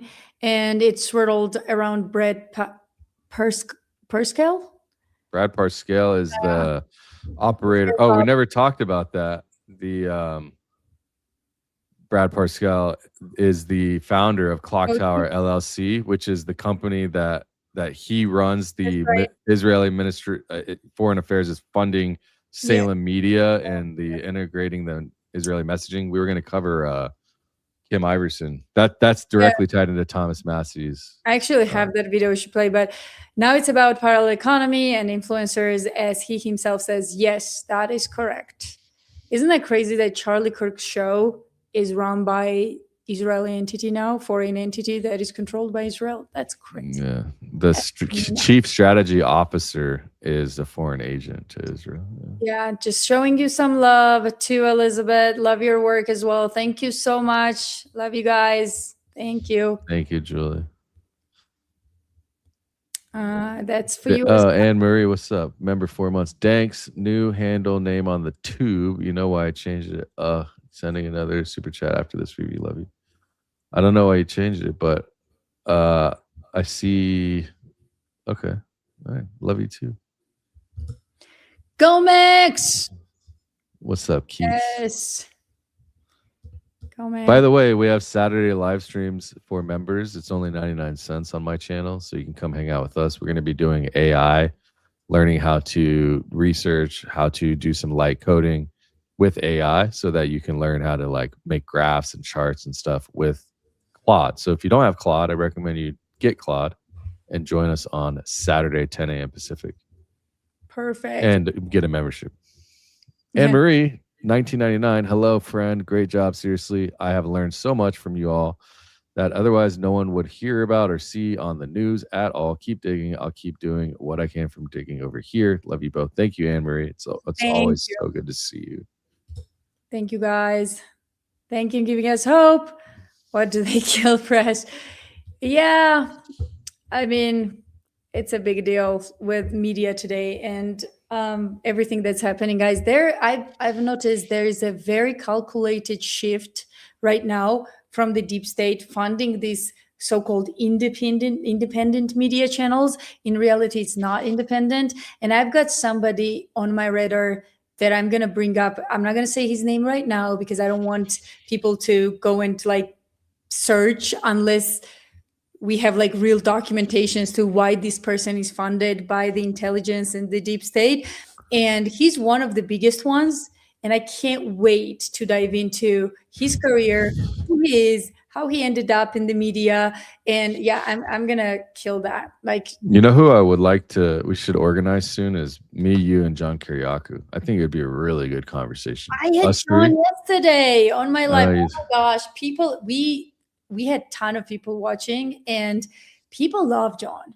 Oh yeah, everybody. I love John. I feel like I know John. We only talked one time, I think.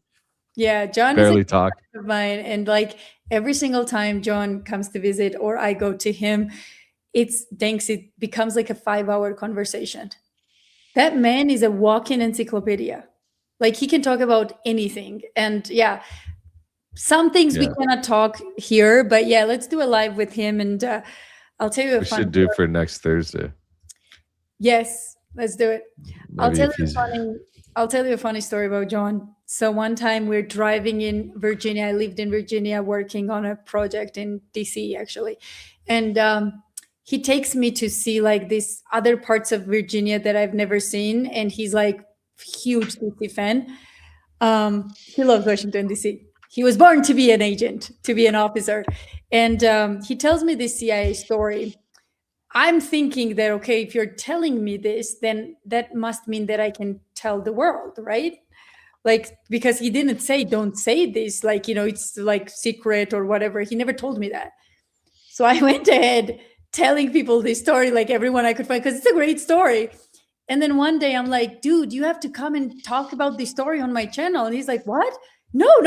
It's like a top secret. Like, what are you talking? I'm like, what? So it's not like a top secret as like intelligence, but it's mostly like secret because of, you know, because I get it. Do you know what I mean? I mean, it's not illegal, but he can't just talk about it because some people are involved and he can't. So I was like, yeah, you'd have been great if you told me that before, but sure. Anyway, let's continue.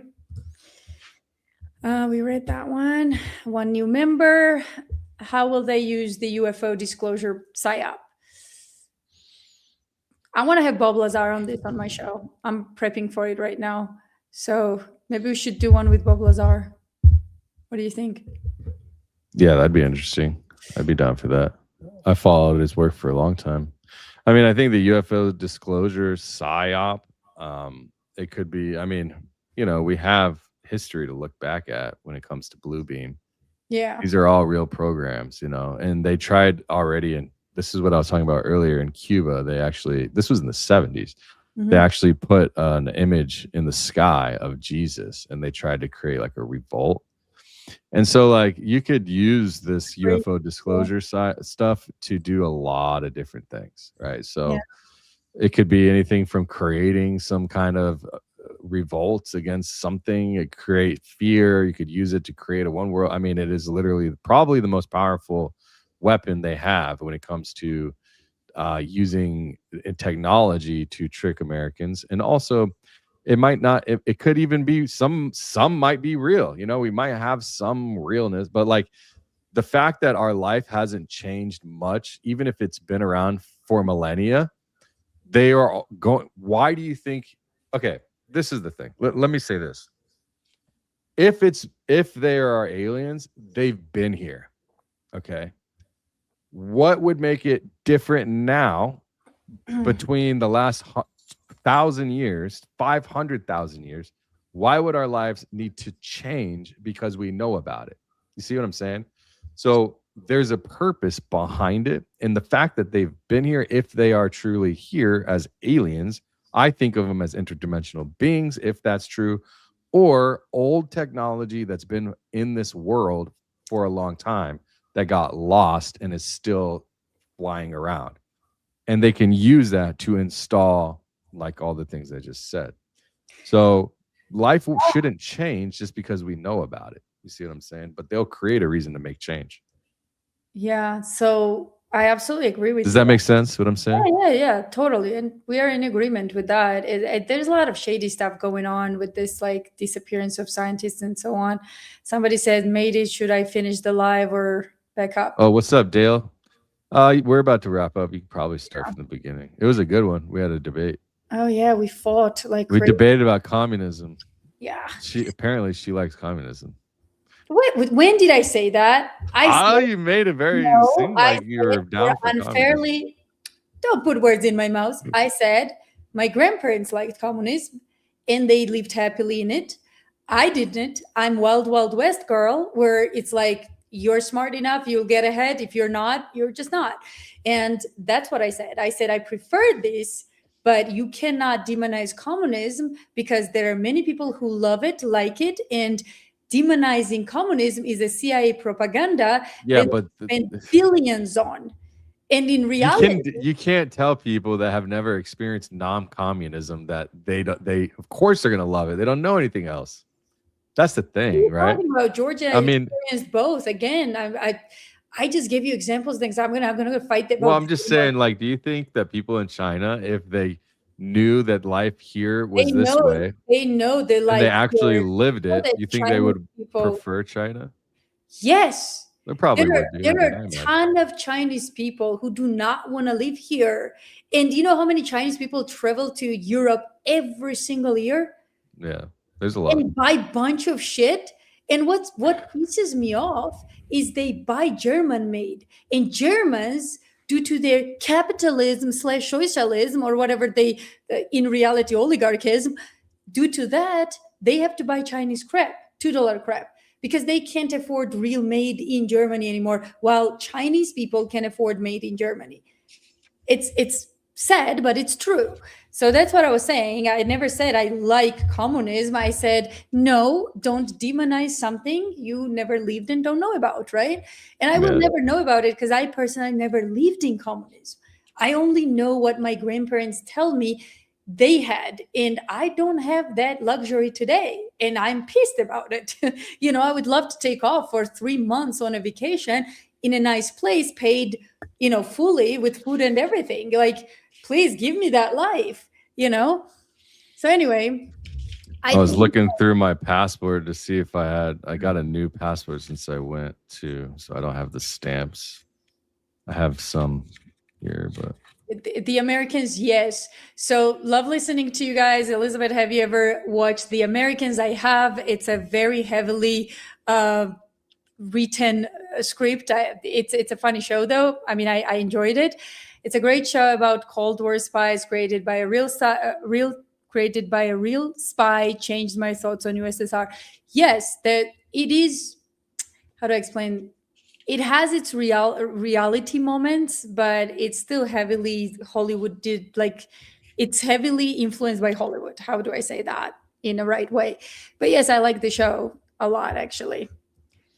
And that was another thing that don't get her started on the USSR. We're gonna be here for another 2 hours. No, I mean, they can watch my episode on USSR and how life was about it. And I'm about to release one with Stanislav we got together to talk about just that.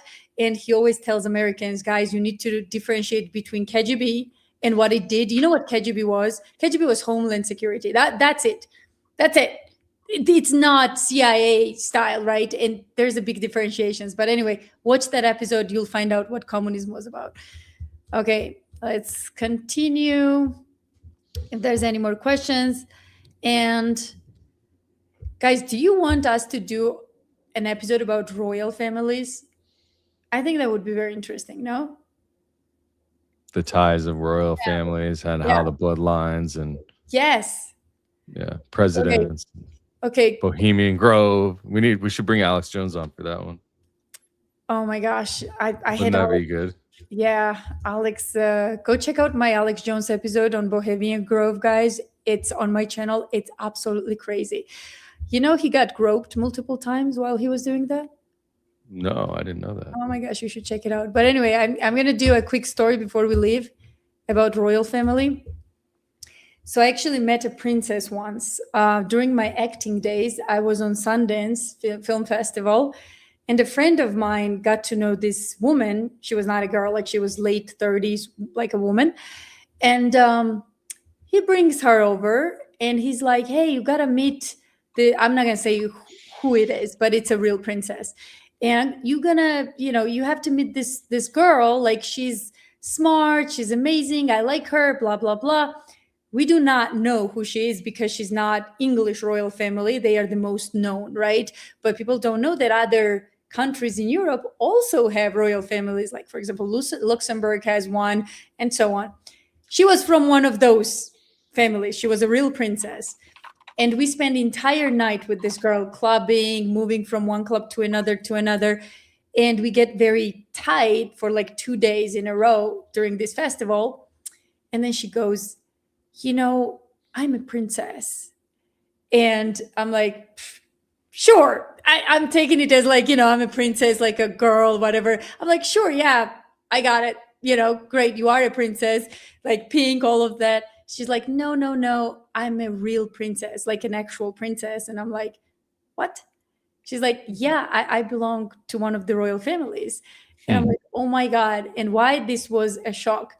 Day before, we were walking down the main street and I trashed entire English royal family. I called them psychos.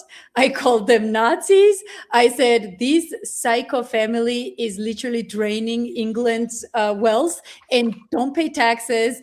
They are not held accountable or anything. So she's like quietly listening to me and she goes, I don't know. They are not that bad. I'm sure they are not that bad. I'm like, yes, they are. They are pretty bad. And then next day she tells me I'm actually a princess from this country. So I Googled and turns out she's a real princess. And yeah, from their country. So that was terrible. Yeah. And funny, but we should do an episode about it. We should do an episode about Diana's death too. Yeah, there's a lot to talk about. Yes. We've got some new members, guys. Hello. And I think we are pretty much done for today. Sounds good. Yeah, good show. Let us know in the chat. How did you, put a fire emoji if you enjoyed it, if you want to see more of this. Yeah, I think, so what I'm going to be doing is actually, I'm going to be doing my live streams. I'm going to start scheduling specific days, because I need to spend more time coding. And the problem is in the morning, I run all my energy out on content. So you might be getting a lot more videos from me moving forward. I'll still be doing my live streams with Elizabeth on Thursdays, Saturday members only, Saturday night with Bays. And make sure you come join us Saturday nights with Bays. And then I might pick one more day during the week, maybe two, but I definitely need to put more time into Club Vatra. There's a lot being developed there, and I just need to spend more time on that. So I think also it's good for growth to make more videos 10 to 20 minutes long. People can spend the time watching them and it's not so long. So I will be, just want to leave a note on that. Guys, The same with me. I'm going to have Joe Kent next week. I'm so excited about Joe. And I'm going to ask him about those pilots. Remember when these pilots all of a sudden disappeared from limelight, and the ones that we rescued, so-called rescue mission and all that? I'm going to ask him about his exit from the government and many, many more questions. I'm very excited about that episode. And yes, Helga, is that your name, Helga? Please do Diana. Shabba Lava Ding Dong. She's an OG in here. Really good Dankster. Big fan of Baron. I've seen her in all the chats, and always good to see. Is that your puppy? So cute. It's a cute dog. Is that a retriever? Yeah, golden retriever maybe. Yeah. Thanks, guys. We really appreciate you. Love you guys. Without your support, none of us would be here. So thank you. Yes, I will. What was that? Joe Kent? Yes, it was Joe Kent. So he's going to be on my show next week. I'm working on getting Thomas Massey too. That's in the works. Amazing. So love to have him. I told him I'd come to him, or I'd fly him out, or do it on the internet. So I'm just waiting to hear back. We'll see. Yeah, he does a lot on virtual, so he would probably have it. Yeah. So yeah, excited about that. I'm also gonna have Tucker Carlson's brother on Tuesday, I believe. So everyone loves Uncle Buckley. So call him Uncle Buckley if you're like my followers. He loves when you do that. So just call him Uncle Buckley. Yeah. Okay, we're done. Thank you, guys. All right, thanks. Appreciate all the support. Go to clubvatcher.com/danksterintel, and maybe soon we'll get Elizabeth on there. All right. Cheers. Love you all. Peace.